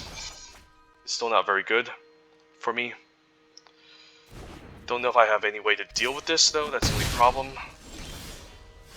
I guess a Needlethorn Drake can be good for one turn, and then next turn we can play Quandrix Pledge Mage and keep up big play. Can't afford to take infinite hits, so we'll see. Go. Let's say he has Arcane Subtraction. What's this? I can pump this into a 4 toughness creature. I actually don't mind. Oh, oops. Never mind, that was a misplay. Alright, let's concede. Alright, you got it. That was a huge misplay. Alright. I need to start from scratch again. And we're back to 25. Oh my god, that was a real dumb misplay. I should just let it resolve. But his deck looked pretty insane and sick anyways. It was hard to just get back from like a 4/4 Dragon's Guard Elites. Like, my only option was maybe next turn play the Prismari Pledge Mage and maybe 2-for-1 myself to trade for the Dragon's Guard Elite, but yeah, that was bad. That was bad, and that was a terrible start for me. It was way too slow, and the Dragon's Guard Elite is just such an insane bomb in any green deck that it's hard to come back from there. So I guess we'll do a second draft. Okay, maybe I'll have better luck maybe next time, or because if I win this next one, I'm probably gonna stay stuck at 20 again or go back to 14. But, you know, even top 10 players can make dumb mistakes. Top 20 players, I guess. So, don't always discourage yourself. Even if you make misplays or bad choices during draft, you can always improve.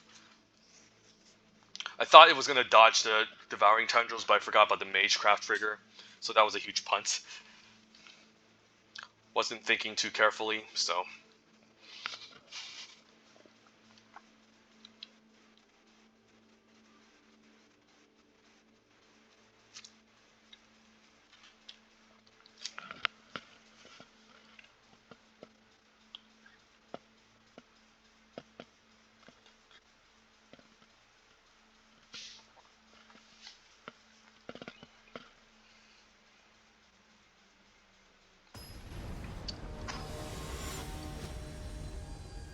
But we're getting close still.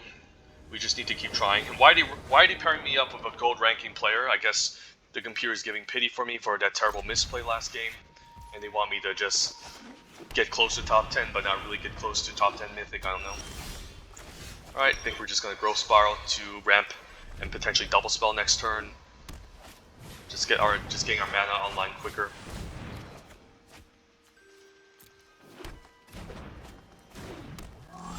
I love Growth Spiral in the Quandrix decks. It's just so much acceleration. And this Drake can block this Prismari Pledge Mage, which is nice. Rutha, well that's a bomb.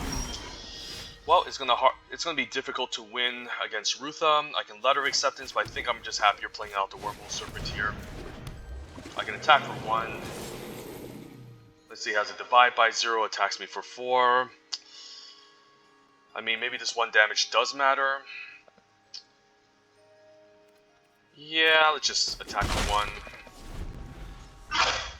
I can get a little bit aggressive here since I have a pretty good blocker. I guess he has a Shock at the ready. Maybe this is my only 1 turn I will attack, and then afterwards I won't attack anymore. Since Rutha is a pretty silly uncommon. Maybe it's based on the number of wins you have throughout the draft session.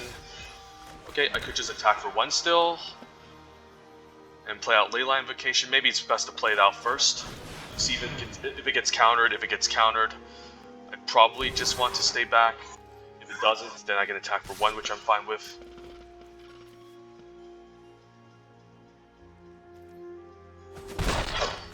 So if he has Burying Books, I might not want to play out my second Leyline Invocation, because if I attack with this next turn and he decides to have Burying Books, that's not great. If he's just going to cast a Start from scratch, then I don't mind attacking with the 6/6.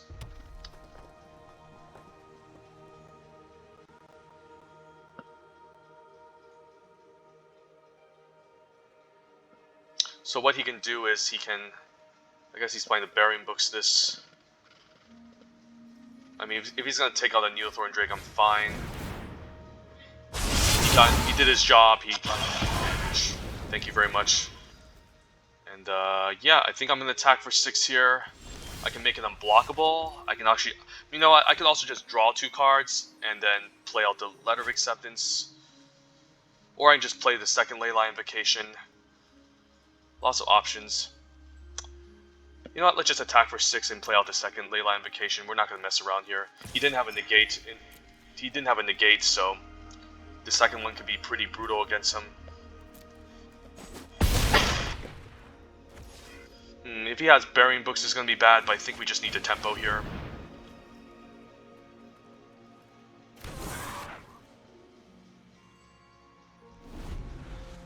So, double Burying Books would suck. So I might want to just attack with all, because let's say he can block one of them, double Burying Books the other 2, I'm missing out on 3 damage. Wow, are you kidding me? Oh, I mean, wow, so fucking stupid. Holy shit. What a joke. What a fucking joke. Wow, okay. There goes my whole board. Yeah, Rutha's busted, so draft the show. Why? I wish I had Rutha on this deck. If I could take out Rutha, I would have been in way better shape. I don't know. Just click whatever. So stupid. Might just have to cycle this letter of acceptance. I might just do it now just to hit my 2-drop. Archmage can maybe get me back in the game. We'll see, but it's not looking great. Rutha is just so disgusting. Wow, that was so stupid. I wasn't expecting that, really. I think I'm just going to draw 2 with the Archmage here.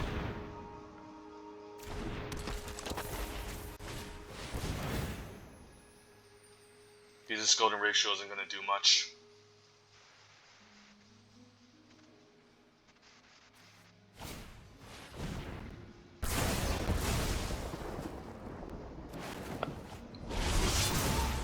That's really bad. Oh my god. Are you serious? What a complete blowout. That's the reason why he's freaking my final boss, because he managed to get close to 7 with this freaking Rutha deck. Oh, only if I had a mage tool in this deck. Now a freaking multiple choice that he can bounce and make 2 4/4s. Yeah, this is just game over. I mean, I can maybe get a Leyline Invocation and stay alive, but it's still not very good. What a gross freaking card.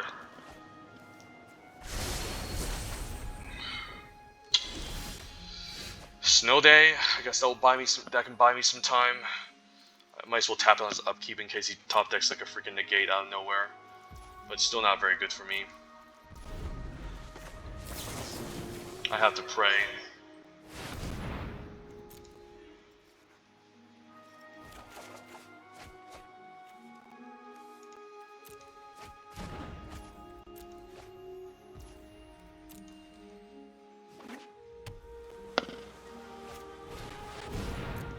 So gross.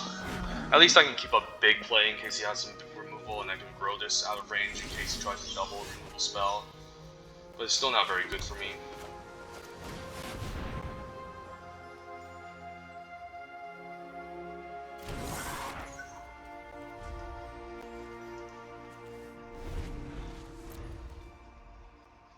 Yeah, here it comes. Double Pigment Storm. Double Pigment Storm isn't the worst, actually.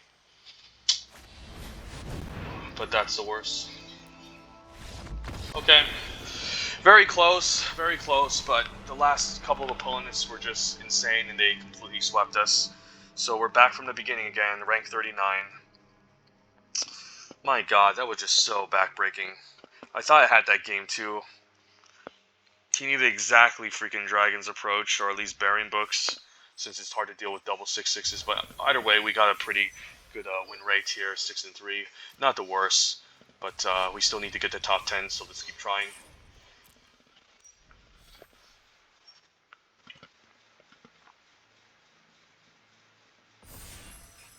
Hopefully this time we can pick up removal if we end up in green. Because that last game we had 0 removal.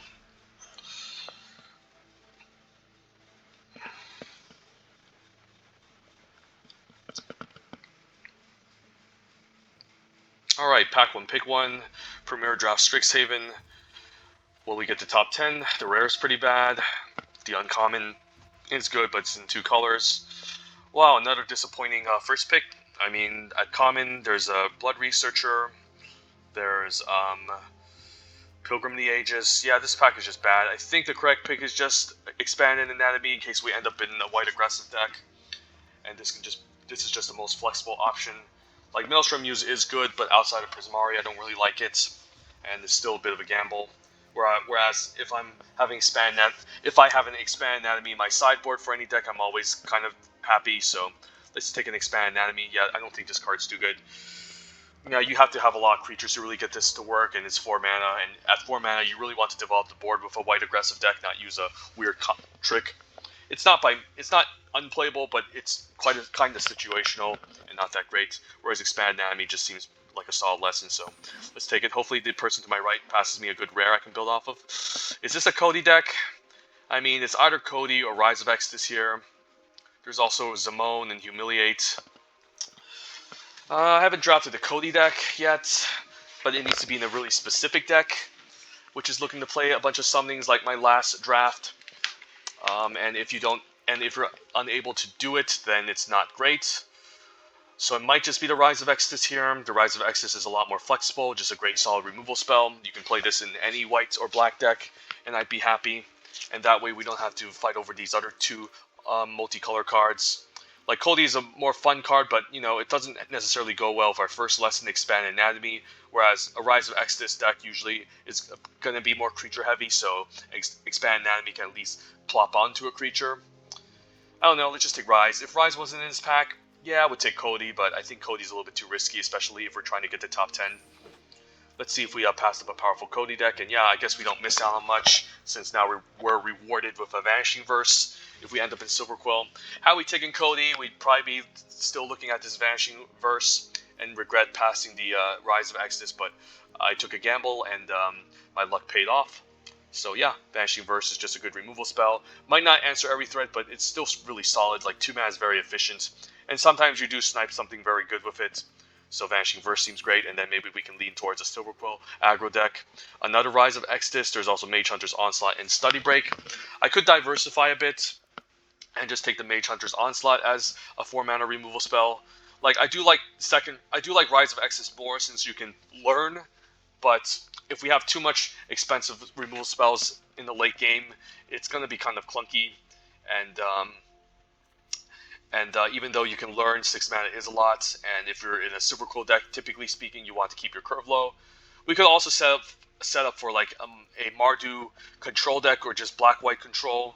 But if we want to play straight up black-whites of creatures and threats that we're going to be getting are going to be aggressive. So yeah, I don't mind Mage Hunter's Onslaught here, and I think I like it over Study Break because, you know, removal is removal. Killing things is great. Let's just take the Onslaught.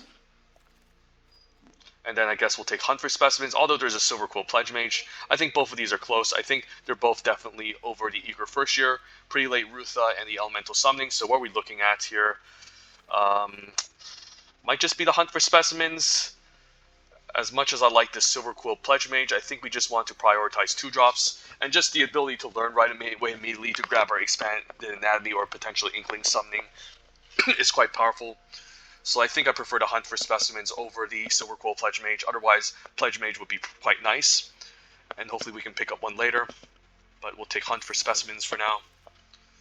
And we'll take a second one over the Leech Fanatic. I think, again, having a lot of Learn is great. And hopefully we get a Leech Fanatic later. I think we're committed to black-white at this point. And then I could always take a Lorehold Pledge Mage as a fine 3-drop. Not a big fan of Exhilarating Elocution. I mean, I really like Exhilarating Elocution if we have multiple Killions, but if we don't, it's probably worse than just an Essence Infusion. Whereas, if we do pick up a Campus, the Lorehold Pledge Mage is still reasonably fine 3-drop. And with a bunch of Hunt for Specimens and Learn and Lessons, we can easily enable Magecraft to get in a good attack. Ecological Appreciation isn't that great. They just choose the 2 worst creatures and give it to you. And usually in the late game, you're going to run out of threats. And this can't really fetch up any Leyline Invocations or Fractal Tokens. So I think we just take the Lorehold Pledge Mage here. And then we'll take an Alden Shield Mage as a nice top-end 5-drop. Okay, Silver Quill is definitely very open. Was past the Vanishing Verse, and now we're rewarded. I think I'll take Exhilarating Elocution here, and, you know, finally get our Pump Trick, but I'd rather have another 4-drop. But we're definitely going to have to pick up Lessons highly, since we have 3 Learn cards here.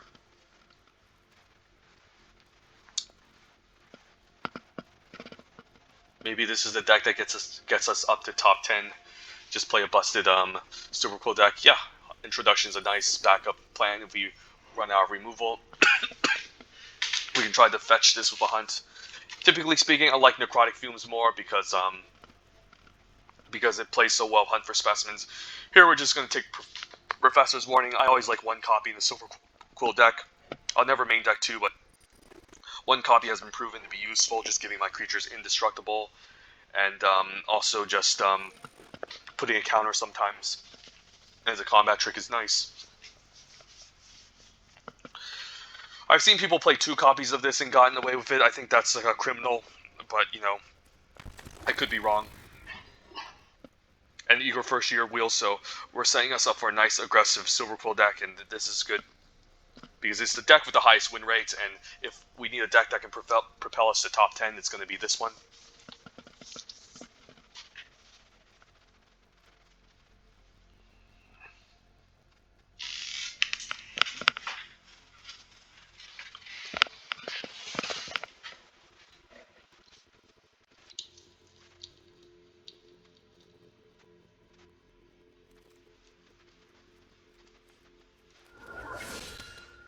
Just take the red aggressive cards in case we end up lore hold, but I highly doubt it. In real life, I would have easily hate drafted that explosive welcome, but this is pod draft we're talking about.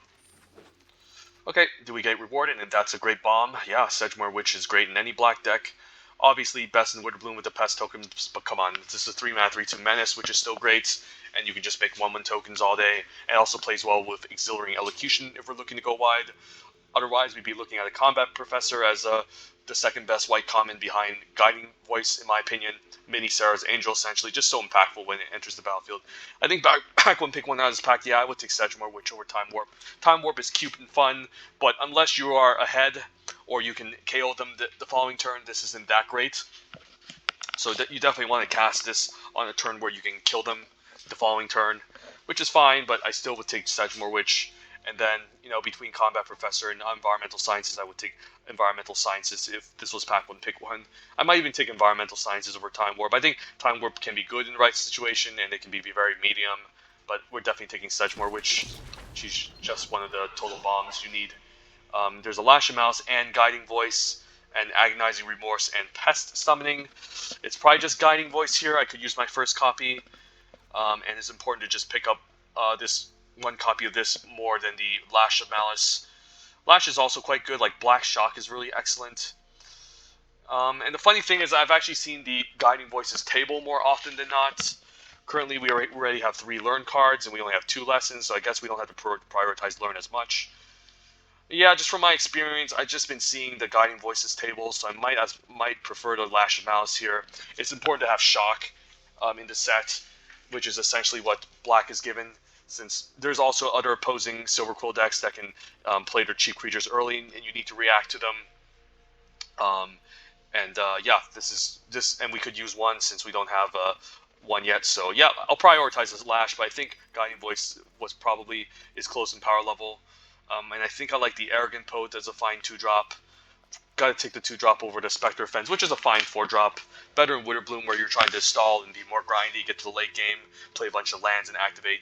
Still fine in Silver Quill, but I'd rather just have the Arrogant Poet to curve out with, and Bookworm is our Mythic uncommon, but we're not going to splash for it in a hyper-aggressive Silver Quill deck. It makes 0 sense. This is a fine lesson, but it's not good.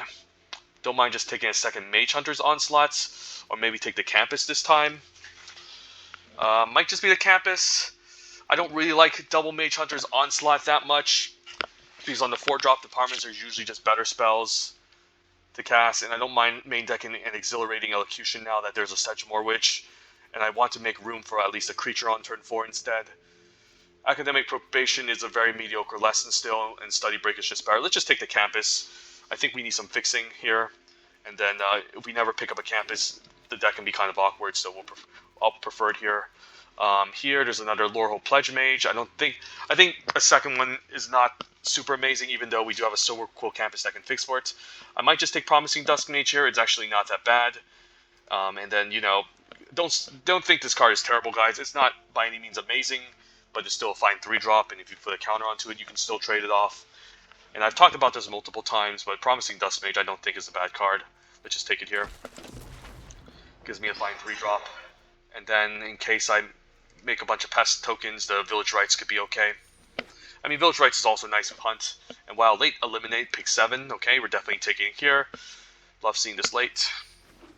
Definitely a sign Silver Quill is obviously open. And do I want to play Dark Ritual? Dark Ritual could be kind of fun. Other than that, there's another Exhilarating Elocution. I don't think we need Dark Ritual in Silver Quill, but I'll consider it, so I'll put it in the sideboard for now. And in case we need a Crushing Disappointment as a filler 4-drop, I'll take it.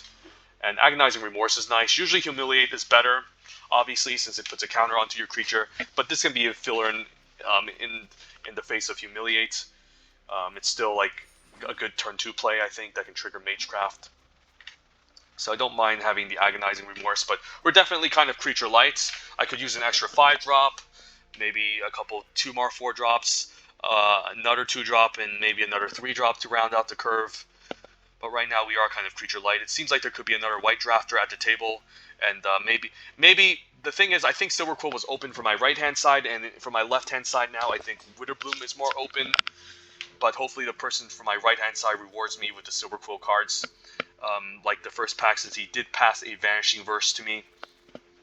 and go from there. While Spectre was a nice pickup. Speaking of 4-drops, I think Spectre Fence seems great, and then I think we can cut the Crushing Disappointment. I think this card is pretty disappointing. Like, sure, like, you deal 2 damage and you draw 2, but you're more interested in impacting the board with a super cool deck, with a creature. And, like, sometimes, yeah, you do KO them, you do put them in the range, but it's really not that great, trust me. Could even play Axis Tunnel. I'm not against Axis Tunnel since, yeah, it just plays really nicely in Silver Quill. This is going to be at its best in Silver Quill too. So I don't mind just throwing in an Axis Tunnel. Maybe we do play 17 lands and keep the mana base even split, throw in the 1 not colorless land to help out the deck. I mean, to help out the creatures to get through. If we pick up more flyers, though, it's not necessary, but for now, I'll keep it. Another Eliminate. There is a fine 2-drop with the Eager First Year, but it's way worse than Eliminate. Dragonscar Elite is also very awesome, but I think we're committed to Silver Quill with some of the white cards we have. This is definitely a bomb, but I think we just take another Eliminate here, and then we can we probably don't need another Village Rites. Yeah, I think the Eliminate is just too good. Take it here. Play 2 copies, always great. Now I don't mind, like, Valentine could be okay. Like, we're not going to be interested in the Lizette half, but just like a 1-mana, 1/1 Man's Lifelink could be okay in the deck. I don't think we need to prioritize second Rise of Exodus since it's kind of clunky. I could also just consider second Arrogant Poet to have more 2s. Valentine could be nice if we do end up killing a creature and just making a token, and it's just a 1-mana, 1/1 Lifelinker, which is okay. I'm not a big fan of Dueling Coach. I think is very not impactful. You know, let's try Valentine. I could use a 1-drop. And just a 1-mana, 1/1 Lifelinker could be fine in this deck. And we'll take a Spirit Summoning, since we didn't see any Inkling Summonings in any of our packs, and it's at least a creature we can learn up. And there's our Inkling Summoning. We gotta take it now. Other than that, there's a Reflective Golem. It doesn't seem like we're a pump trick version of the Silver Quill deck. We have a bit of pump tricks involved, including the Exhilarating Elocution, but not much. I think we're more of the one that we're just trying to curve out and remove their threats and get in for damage. So let's just take the Inkling Summoning. So 1, 2, 3 ways of learning here. 4 lessons, but the lessons I'm mostly interested in is either Expanded Anatomy or Inkling Summoning. I could use 1 more extra learn card in this deck.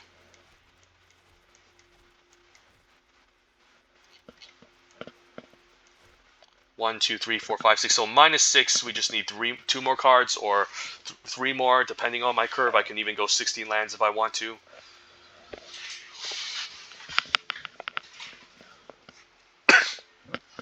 And I like the static ability too, because the thing about the static ability is that we still can make a token when something dies. Here I think it's between the 3-drop and the 5-drop here.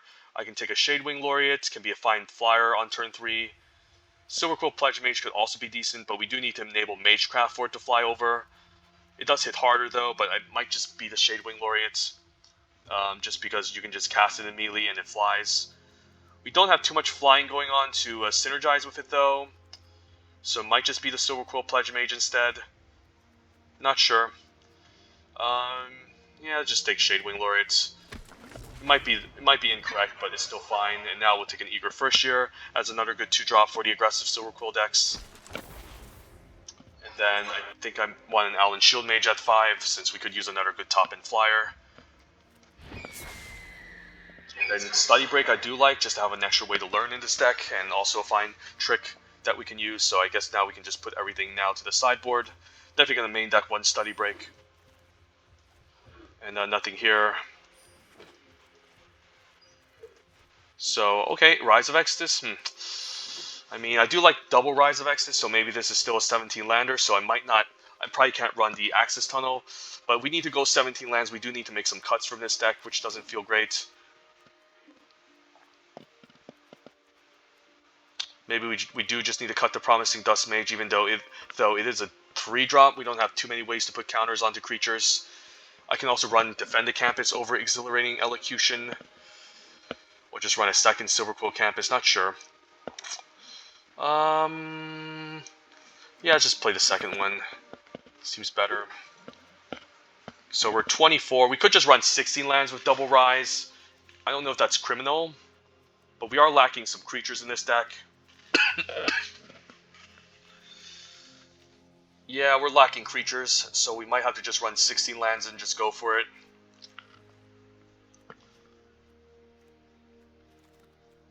Essence Infusion is fine, but probably better if we had more 1-drops. I think we need to just run 16 lands. Even though we have double rise, we don't have much at 4 or much at 5 and just 2 6-drops. I think we can get away with it. And with double Silverquill Campus, I guess that's also an improvement for the Lower Hope Pledge Mage. So yeah, I think we need to run 16 lands here, even with double 6-drop. It's not something I typically like to do, but let's just say we run 17 lands. I guess we run 17 lands.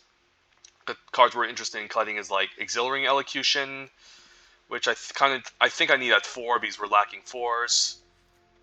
Or maybe like Professor's Warning, which I think is a really reasonable combat trick, especially with all these Magecraft creatures. I think we're still going to run 16 here. And then the mana base, slightly favoring black. So we have 9 white sources, 10 black sources. I think I need to cut the plains and go 8 white sources, 10 black sources with this type of hand deck.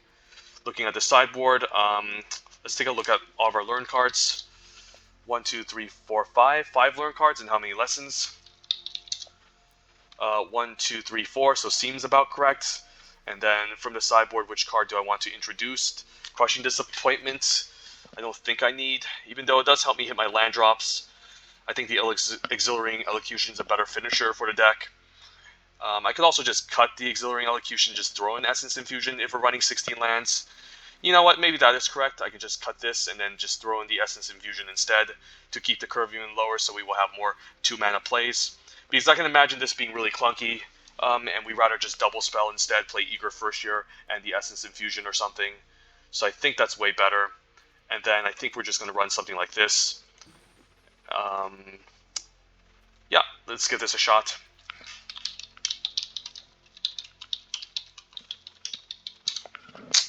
And let's throw in, I don't know, Vanishing Verse.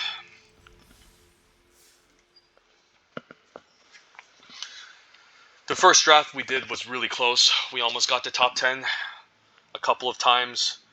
But afterwards, after we reached rank 14, we lost the game and went to rank 26 or something, and then fell way far behind.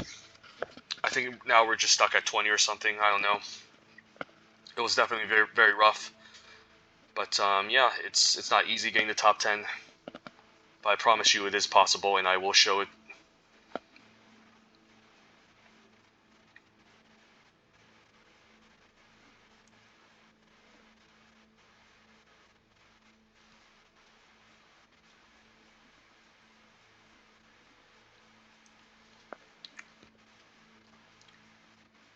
I could have also considered like taking that defend the campus over the second campus, cut a rise to Exodus, and just have the 4-mana removal. But I think we can still get greedy and run away with this because I've flooded with 16 lands before, believe it or not. And we're running a pretty low curve, so I think running 16 is still okay and we can get away with this. Alright, opening hands. What do we see? Okay, this isn't too bad. We have a Lashed we can play early. Although I'd rather just play the campus. We can just curve out with 2-drop into a 3-drop or Arrogant Potent to Lash. I think this is fine. On the draw, I think, right?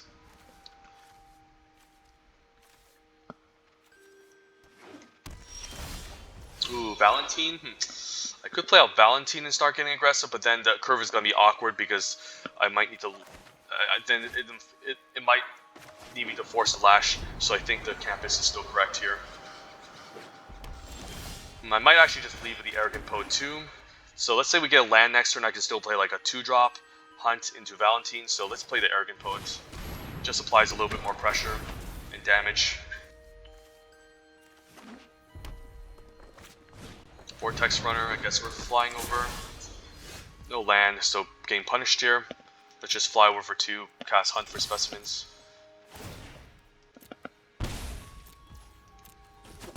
Yeah, but missing out on the land is not great. So let's grab, I guess, Inkling Summoning. We can also try Expand Anatomy if we want to.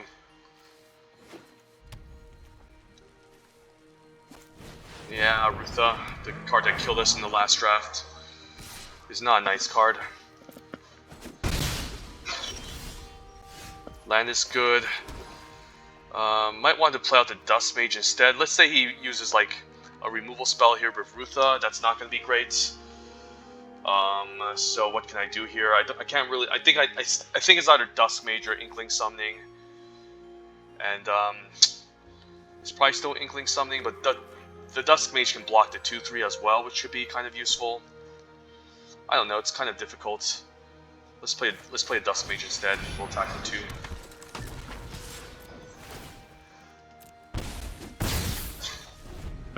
But Rutha can do pretty disgusting things this turn. Like, he can Heated Debate and 2-for-1 me here really badly, but at least I can preserve my flyer the following turn.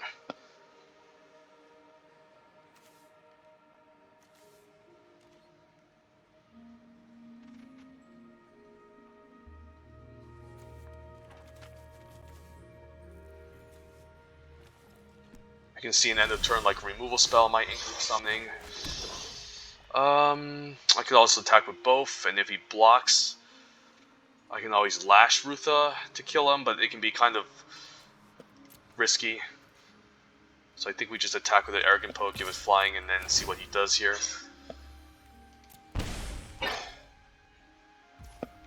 I can tap out for a Spectre, but I think the Inkling Summoning is correct, plus the 1 drop.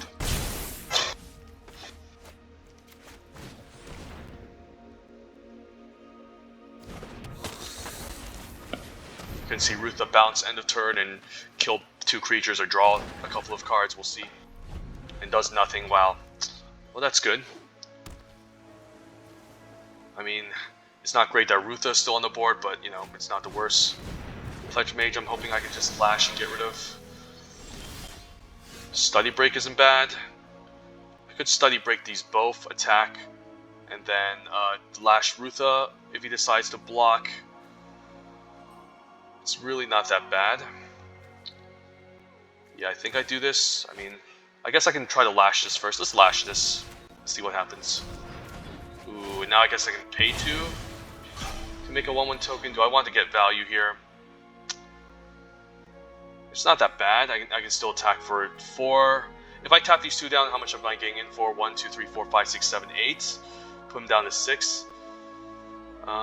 You know what? Yeah, let's decline and just Study Break here and attack with everything. Grab, Expand Anatomy, then just go for the throat.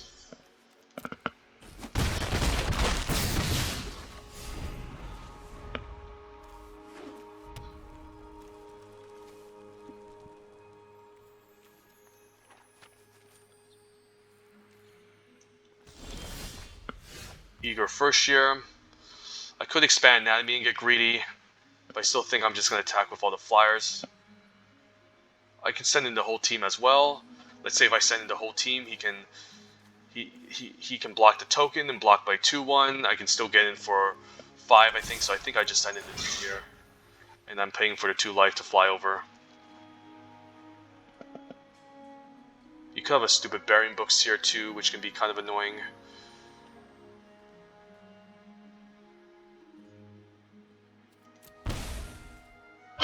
But this is, if he doesn't have removal here, I can put him down to 2. He can still block. I can put him down to 1. So I think an all-out attack makes sense here.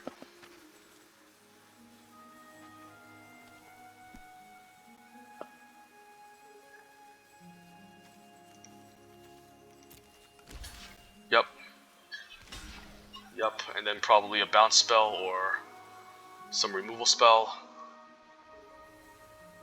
which is annoying. Yeah, I think he has it this turn, so he's going to use a Shuffle Burying Books and then bounce Rutha to bury the token. Makes sense.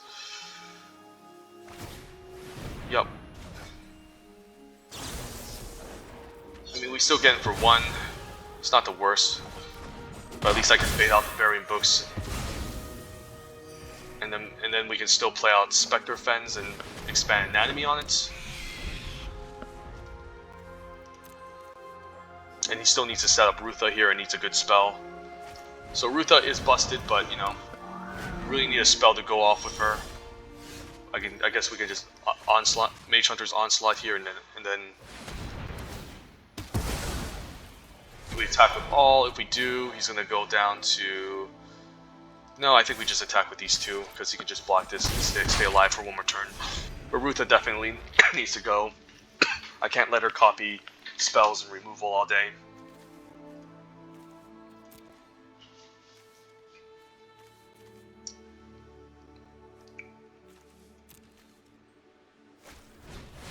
Sure.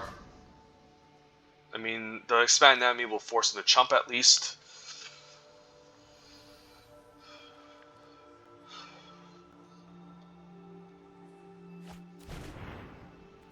He might have a Draconic Intervention as well, not sure.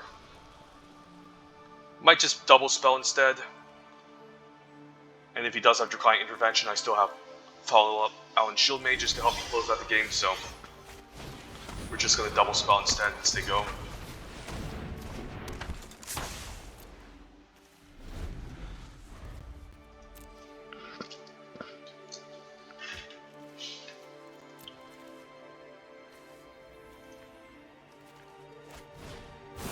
Sure.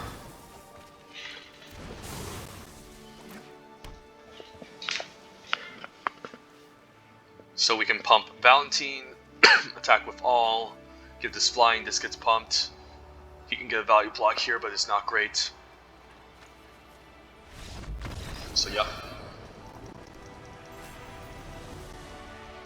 Running 16 lands, and wow, we still managed to play some 2-drops, but you know, if we got stuck with lands, it would have been really bad. Honestly, but I still think this is the type of deck that wants to stay with 16 lands. But we'll keep trying. We'll keep trying here, otherwise we might have to go 17 and cut a card.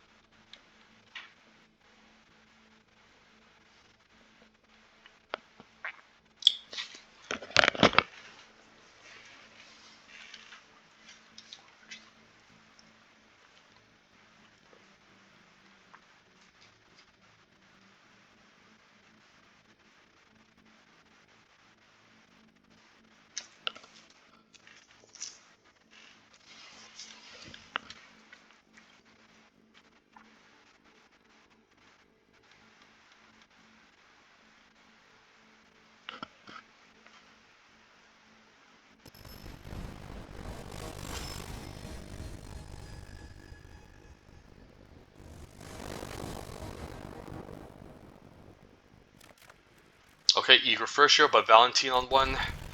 This is great.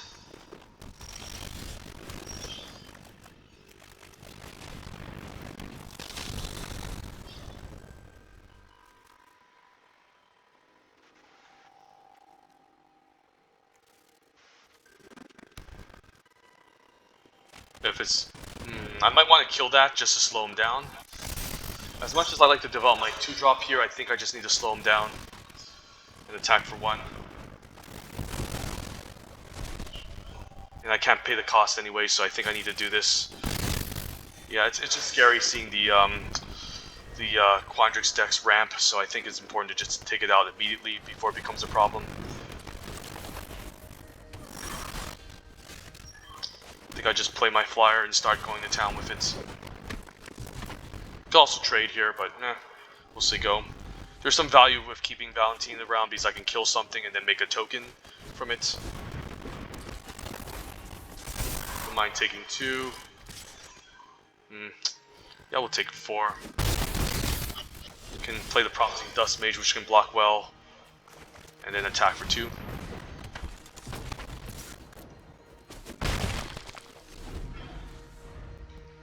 I like Essence Infusion on this, so then when it dies I can still draw a card. trip, that's pretty good. If I can get a land next turn, Essence Infusion, and keep up the Eliminate, that would also be awesome.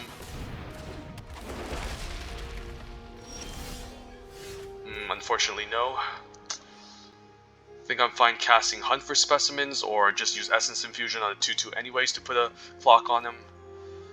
Yeah, I think that's just better, just put a clock on the opponent, since he doesn't really have anything that can deal with my flyer. And then I want to use the Eliminate on the Fractal token, because I can get out of hand, so I definitely, I'm just doing this just to put a faster clock on him. Yeah, double Mathematician. Mathematician is not necessarily a great card. Like, sure, in multiples it has decent synergy, but really, it's just underwhelming. And just a 2/3 can halt him. That's a good card. 1, 2, 3, 4, 5, 6, 7. I mean, I guess he needs 2 more lands to make this into an 8/8. So I might want to just eliminate that now. Eliminating that now is not too bad. But let's see, let's just attack for 4, I think, and see what's up.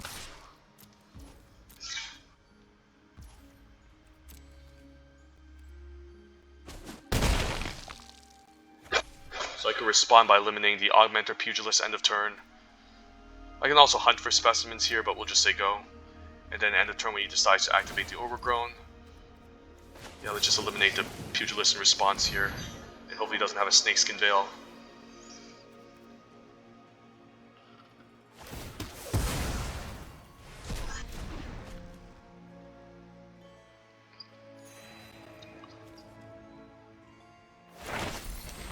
Yep.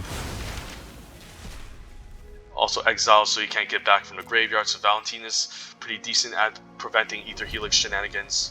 And if he's going to exile this, then I'll just hopefully increase my chances of getting a land drop to double spell.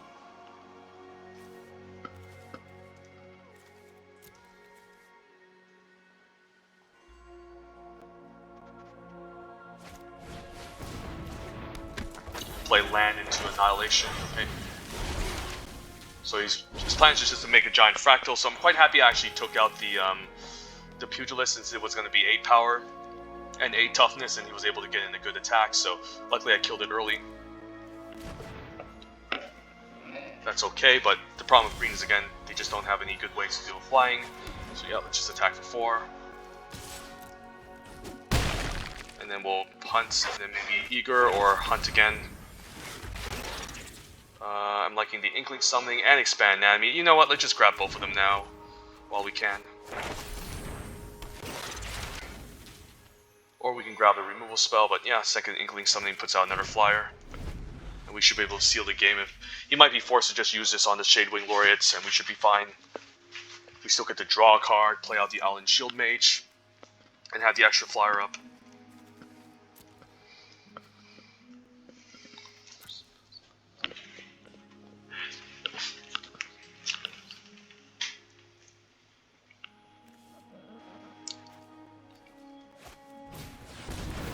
Don't really care, I can just chump that if I want.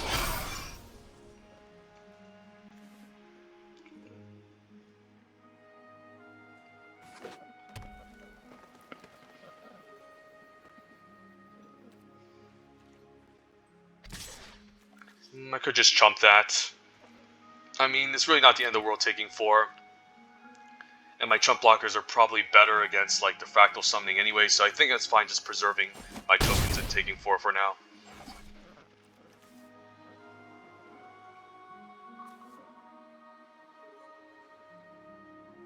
And probably fine using the Allen Shield Mage if I draw land, since he still has to pay the ward cost, whereas if I double spell with Inkling Summoning Eager First Year, he doesn't need to, so...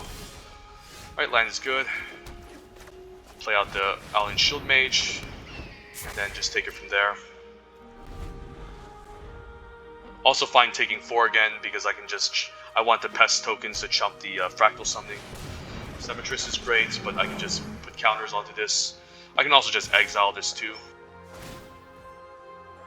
Yeah, there's no reason to chump this since it has Vigilance, Trample now, so I'll just take 4.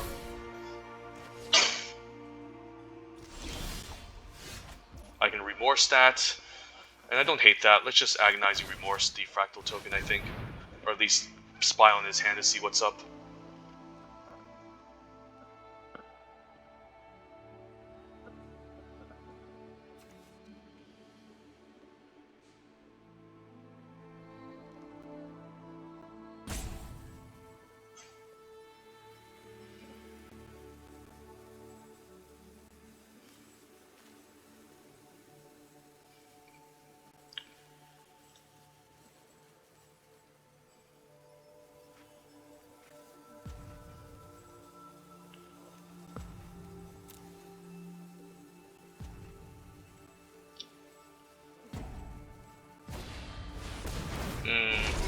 Surprised he didn't decide to bounce the token. That's a little bit odd. Okay, I guess we can just play out Promising Dust Mage or just second Inkling. And then by playing the second Inkling, this forces him to stay back. Because the problem is that if he attacks with this, I can just kill him next turn with the Flyers. So I think I'll still take 4 here. And then use Rise of Exodus on the 6/6 if I get a land, then go from there. If not, I can just use Expand Anatomy on my Owl and Shield Mage, but Mage Hunter's Onslaught was perfect. So let's just take this out. And I can also attack with a 1/1 token, since if he blocks one, then he loses a life as well. So I can send in the token here, he's forced to block it, but Mage Hunter should be able to kill him.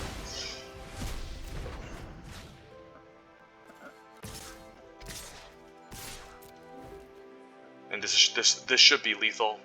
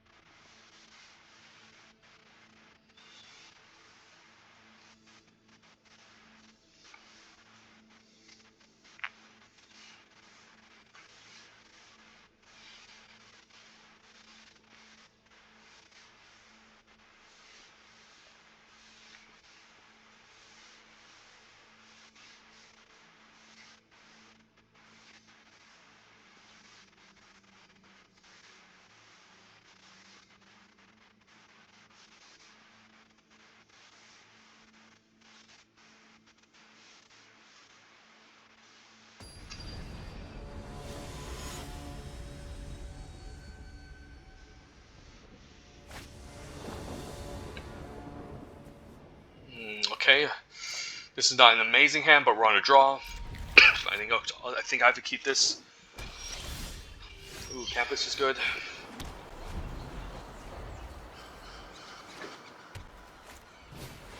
So the mirror match. Do I want to trade out the Arrogant Poets? I'm not actually against it, since the Eliminate can hit a better target potentially, so don't mind blocking this.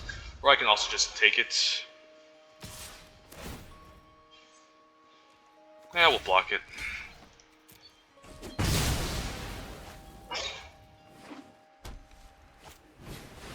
I might want to eliminate that instead. Yeah, let's eliminate that. I'll play Swamp to represent maybe the 1-mana Lash of Malice. But I would have used Lash of Malice, I guess, if I had it. Ooh, that's a good one. Hopefully not my creature, because I do need my creature to start attacking. No, he got my creature. Well, I mean, that also implies he doesn't have a creature in his hand. So he's just probably sandbagging a bunch of removal just like I am.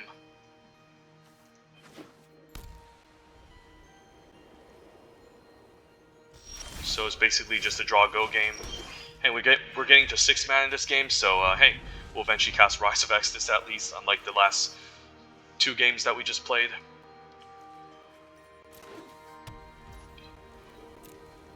He's probably just sandbagging removal, so it's just going to be removal versus removal all day, and we'll bomb the land for sure. Essence Infusion. Sure, we'll just keep playing out our lands.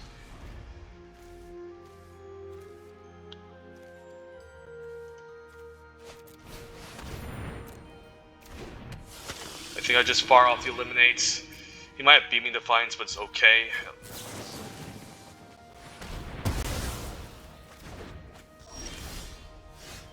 I might just sandbag this land now in case of go blank.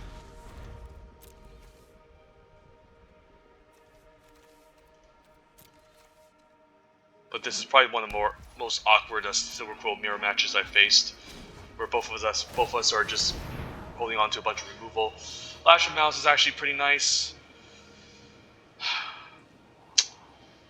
Lash can deal with something cheap. I think I have to still keep it. And I guess I'll play my land now since I can also scry and use Lash end of turn if I need to.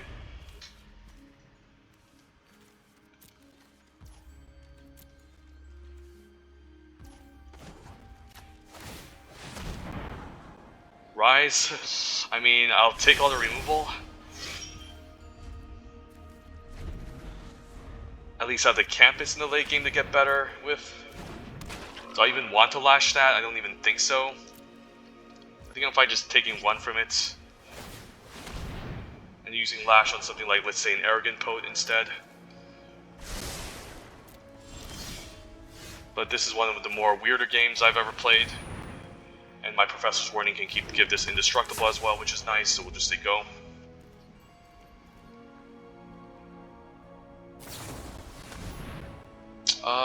So it's -2/-2, so it doesn't dodge indestructible, so let that resolve. Actually, I could have used, well, wait, actually if I used Professor's Warning, it still would have died, so never mind. That's fine.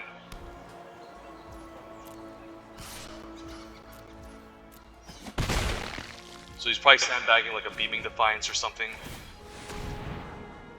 Valentine seems okay. I can start loading up counters onto it, which could be fine.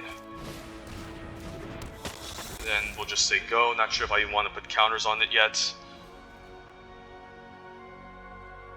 I can always just kill his Unwilling Ingredient and then... So closing statement here, so in response I want to Lash this.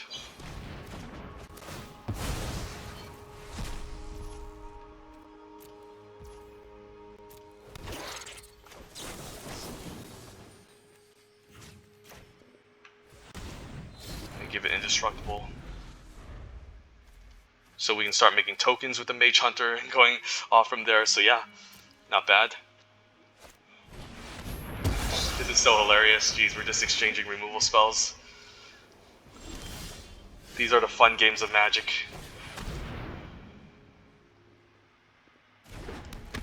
And I think I'm going to Essence Infusion on the Promising Dust Mage, might as well. Sure, I can get 2 for 1 if he has a removal spell, but you know, at least this draws me a card if he has nothing but removal in his hand.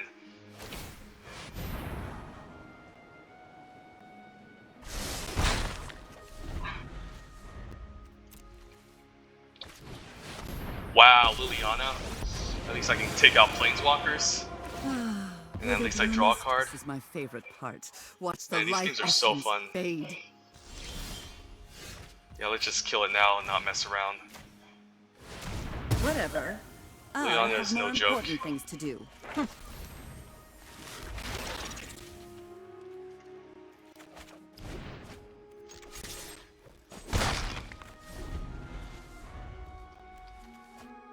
Oh wow, look at this Silver Quill deck, it's so busted, holy crap.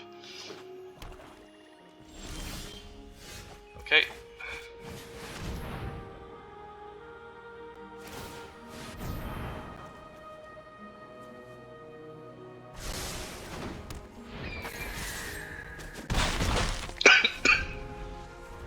He could have the lesson where he can get back Liliana, I think. I think it's called Confront the Past. So he could actually learn to confront the past, get back Lilian. Never really seen that before, but yeah. That was definitely one of the more weirder Silver Quill games I played. This is what I guess this is what happens when you face against an opposing Silver Quill deck that has as much removal as yours. Basically, no one's really doing anything but just passing the turn, top decking removal, using the removal until one of them actually plays a creature and runs out of removal. But definitely one of the more stranger games, and we're still at rank 21 Mythic, unfortunately. Wish we can get to top 10 faster, but we keep getting close. But always that one game where we lose, it just moves us down like 10 ranks or 20 ranks. Kind of frustrating, but it is what it is.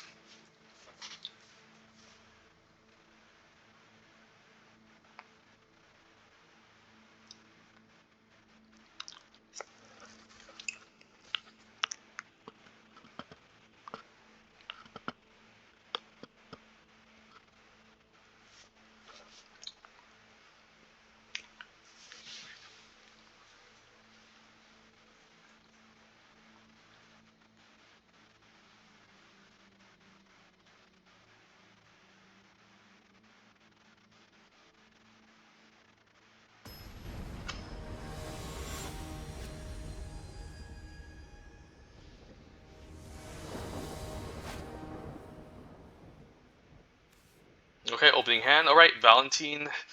Hopefully we can draw into some action, but I still think I need to keep these lands since I'm running a 16 lander. And most of my top decks I think will be creatures unless I get very unlucky and flood out somehow. Right, that's good. However, our 1 mana, 1/1 an unwilling ingredient that can gain us life.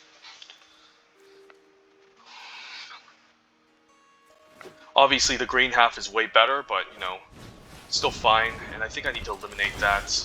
I mean, I don't need to do it now. Maybe it's fine still waiting until I can get a pest token off of this. So maybe it's fine attacking, casting Hunt for Specimens, and then getting an Inkling summoning token. That's better. And the incremental life gain really helps. I could also expand an enemy, but I don't really want to do that in the face of removal, so this is better.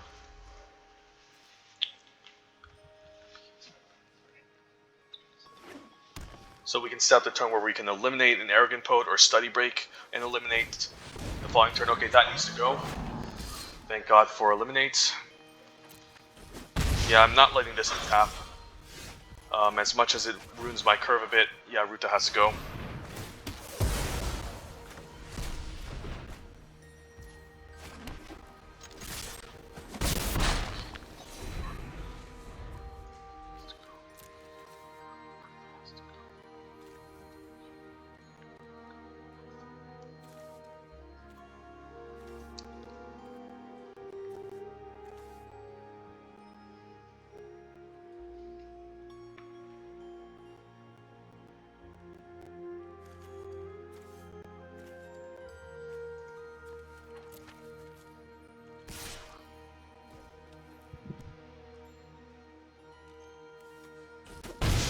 And the 1 life gain from this Valentine does matter, since it's allowing me to actually stabilize quite well. So yeah, I think this turn we just want to attack for 1, play out the Arrogant Poet, and then Study Break just to be mana efficient to prevent some damage from happening. And the opponent's also stuck on lands, so we keep that in mind. I think on my upkeep I want to tap it down, so he doesn't top deck like a negate or something. And we just want to grab Expand Enemy here. Say go.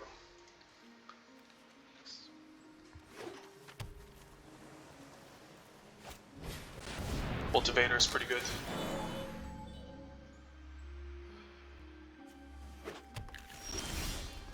Eager First Year and Inkling Summoning is also pretty interesting. I think I just want to play the Allen Shield Mage, attack for 3.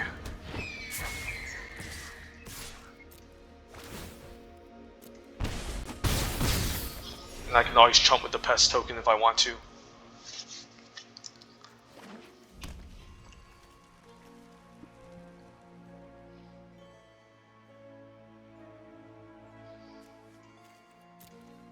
He needs to pay the ward cost for this, so it's not necessarily beneficial.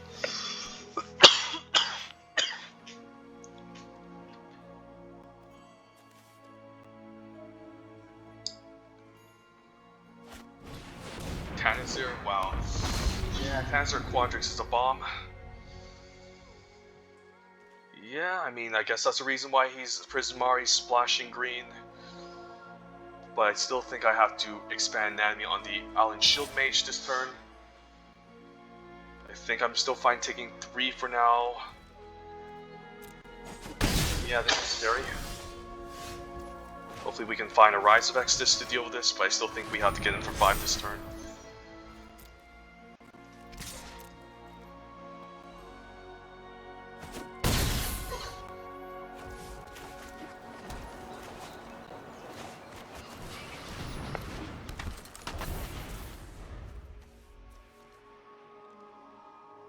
If he has removal, at least he's going down to 5.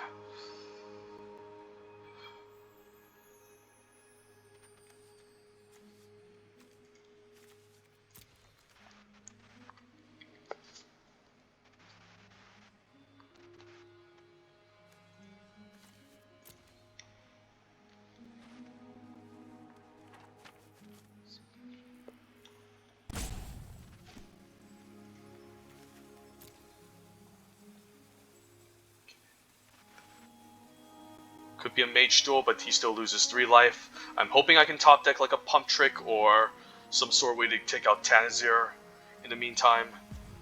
A Pump Trick might actually be better, so I can at least do some extra damage to close out the game with the Arrogant Poet, so definitely these turns need to be thought out carefully.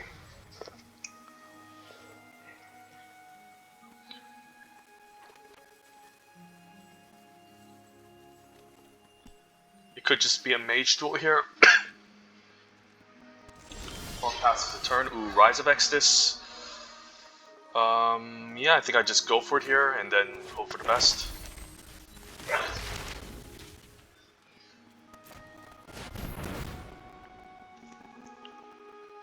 If he has a counter spell, guess I can still attack for 5. But this is perfect. And then, do I want to grab Intro or Spirit Summoning? I don't mind Spirit Summoning since I can double spell and go wide. Eventually just cast an Exhilarating Elocution and I should be okay. Probably has like a Burying Books here, but this is still fine.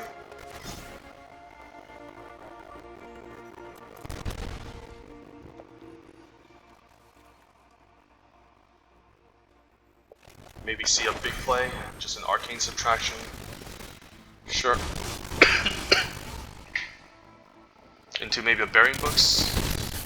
I guess he's gonna lose 3 next turn, so he kind of needs to go all in here and be hyper aggressive.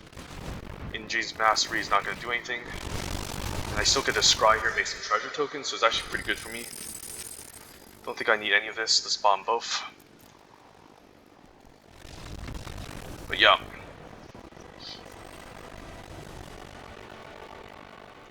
Rank 14 again. Alright. Can we get to top 10? Can we get to top 10? Finally, we got a ton of experience.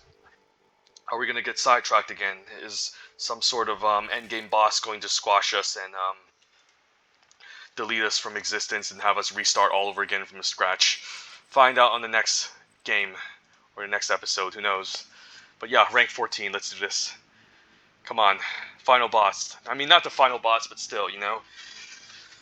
The boss that might just give us top 10 or close to top 10.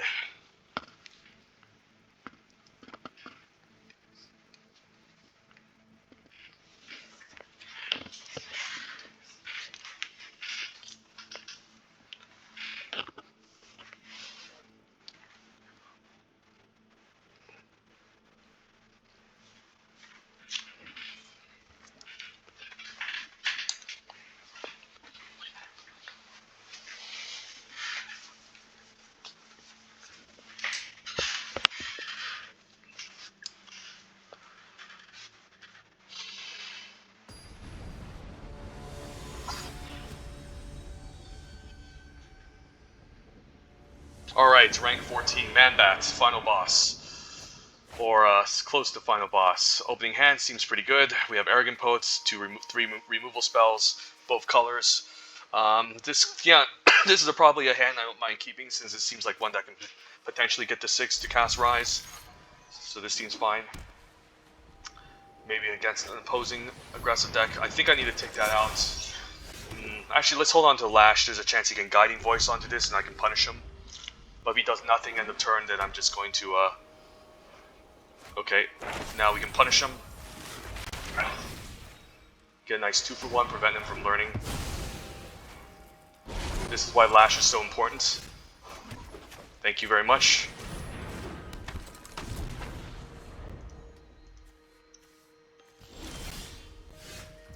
And we even have a way to protect our guy.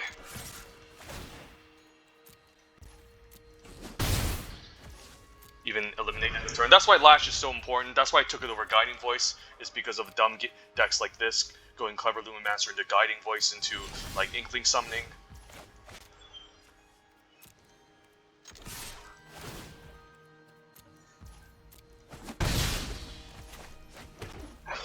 And opponent's also missing his land drops and getting pummeled by 2-1. So he's definitely not in the best position. I can eliminate that. Yeah. Just be mana efficient while I can.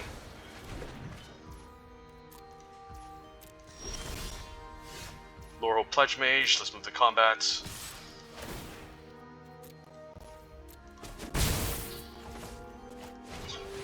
That's why sometimes these all-in gameplays with an aggro deck are kind of scary, because if the opponent has a shock or lash, you just lose, and it's always not a great feeling. I can kill this if I want, but I don't really see the mean since I can always fly over and this has first strike. So I'm probably better off just attacking and maybe forcing him to chump, we'll see. And I don't think I want to rise this. Like, sure, I can eventually exile it, but he could have something scarier like an Alan Shield Mage or Combat Professor that I need to deal with, so this is fine. Don't need to get greedy here, just play it safe while the opponent is behind.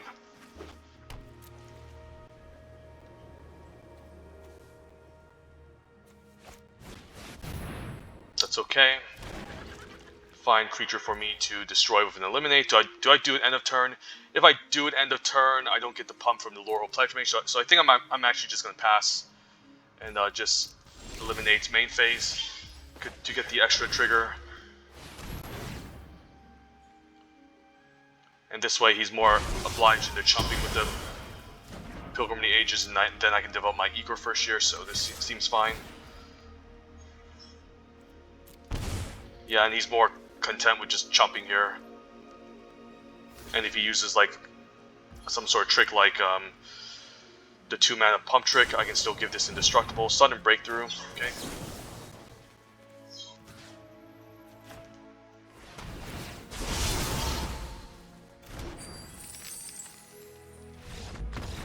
But we got him, sweet. Yep. Silver Quill versus Lorehold. Ooh, yes, we got it. Top 10 Mythic, guys. I told you, you just have to believe. Celebration. Celebration. Oh my god. Oh man, I need to post this. Okay, the question is, do I want to continue and show off beyond top 9 Mythic? I think I want to. And there's a possibility I can get to top 5 Mythic if I keep this up. But yeah, we did it. Celebration. Woo! Top 9 Mythic, top 10. And yeah, I said I was going to do it, and I accomplished it. And here you go, guys. Thank you for watching. The question is, do I want to finish this draft? I think I do. I might lose my top 10, but there's a possibility I can get to top 5. So you know what? Let's continue this. I have nothing to do anyways for now, so let's get the top 5 Mythic.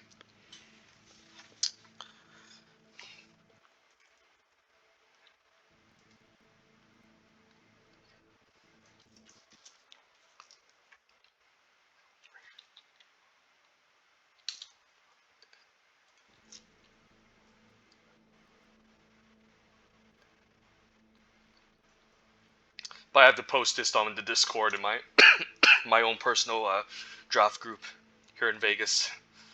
I told you guys, you just have to believe. You just have to believe.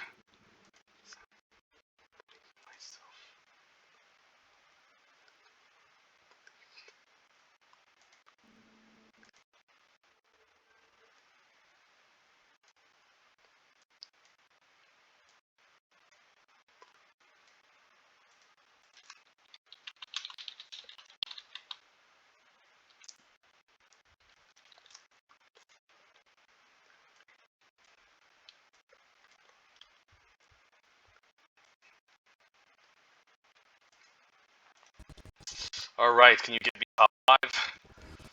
Opponents, give me top 5. Come on. We're at the same level as Ham TV, right? I don't think so. No way, or Echo 5 Bravo. Let's get the 10. Let's get the top 5. Let's do this. Can we cheese him out? Can we lash him out his Lumimancer that was about to get guiding voiced? It looks like a fine hand. Hunt for specimens. Eliminate. Seems okay. Obviously, it would be better if we have a 1-drop, but it's still fine. Wait one moment.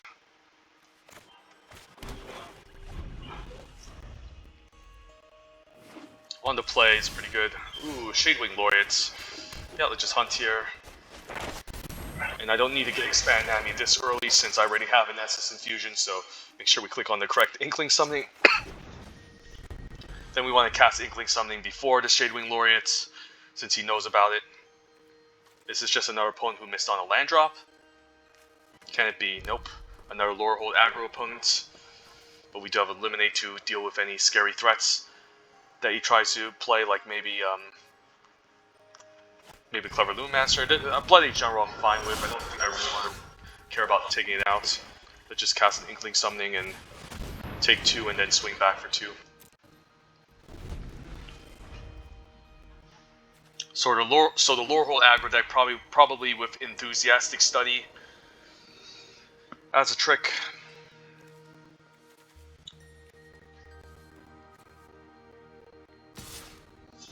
Probably no reason to block this, since I don't want to get trampled by Enthusiastic Study. Professor, the 1/1 I don't mind putting in front of this.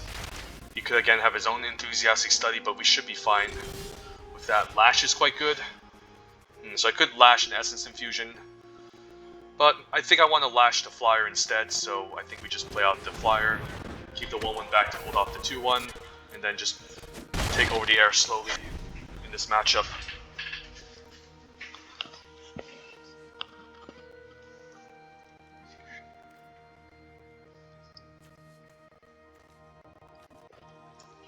I think I want Essence Infusion on the Inkling, since that's going to be a primary target, and if he takes it out, the Shadewing Laureate gets a counter. So I'm actually hoping he just taps out for the Inkling Summoning there. That's a good card. Yeah, that's a potential card that I'm going to have trouble dealing with. Guess I'll just take 3 for now.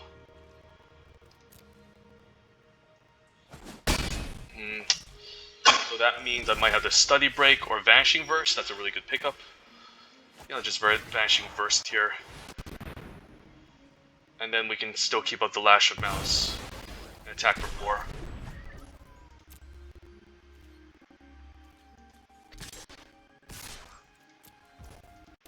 Stuck at 3 lands and we're still ahead, so that's great.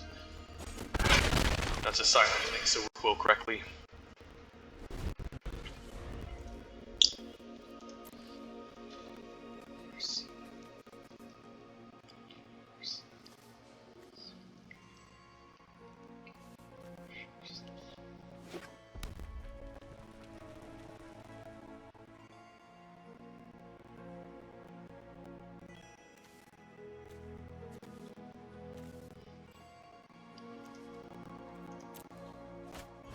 Another Combat Professor? Wow, it never ends. So I guess we need to Essence Infusion now. Yeah, I don't feel like I want to lash this. Sure, I'm taking 3, but I can gain some life back. And I should be fine taking 3 for now still. And then using the Essence Infusion, we can attack back. Still keep up Lash the following turn. Land is also pretty good. I think we want to Essence Infusion here. Could have a shock. No shock, thank God. I mean, if he shocks this, at least this is 3 power and 3 toughness, which can eventually maybe trade. But this lifelink hit is really nice. I can't think of anything with 1 mana that he can use here. Sudden Breakthrough is 2 mana, so him taking 4 is great here.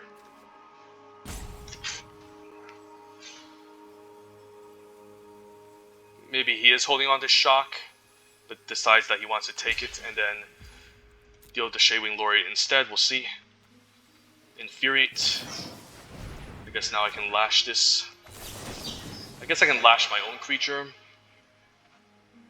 to pump it up. I mean, Infuriate still trades. No, actually, extra 2 damage. So I want to lash here in order to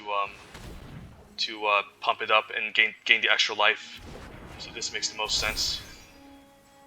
So that he can't outrace me here, and I can still get a 3/3 flyer.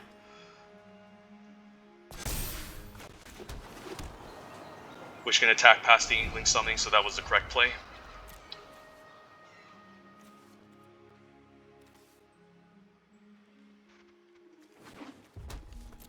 Hopefully this opponent doesn't main deck something like an Explosive Welcome in a Lorehold aggro deck. I'm going to be quite concerned. And we'll just take 2 since this implies an Enthusiastic Study or some sort of annoying combat trick, which I don't have mana to deal with. We're definitely going to attack for 4, and if he tries to use a combat trick, I'll blow him out with the Eliminate. So let's just move the combat and attack for 3, I think. You can also attack for 1, but I don't really want to race against the Professor of Symbology. Okay, just takes it.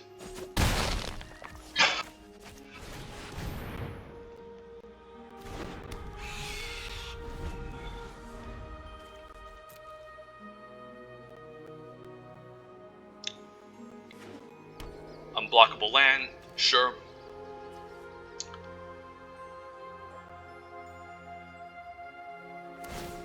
Sure.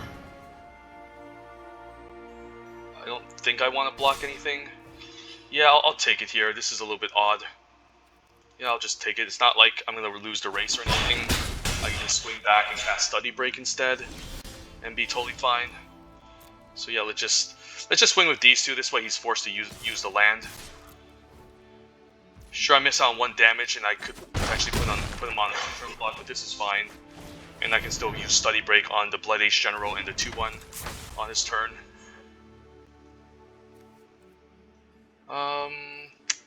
Yeah, we'll give him his draws. I don't know, maybe I should put a stop on his upkeep. I don't know. Just in case he has a pump trick or something.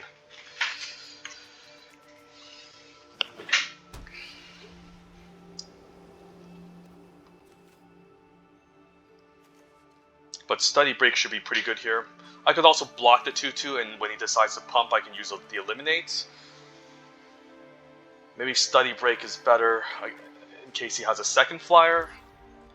You know what, let's let him attack. And I guess I'll take 2. And if he has another flyer, I can maybe tap it down and try to swing in for lethal. That's fine. I guess it's game over if I eliminate and Study Break.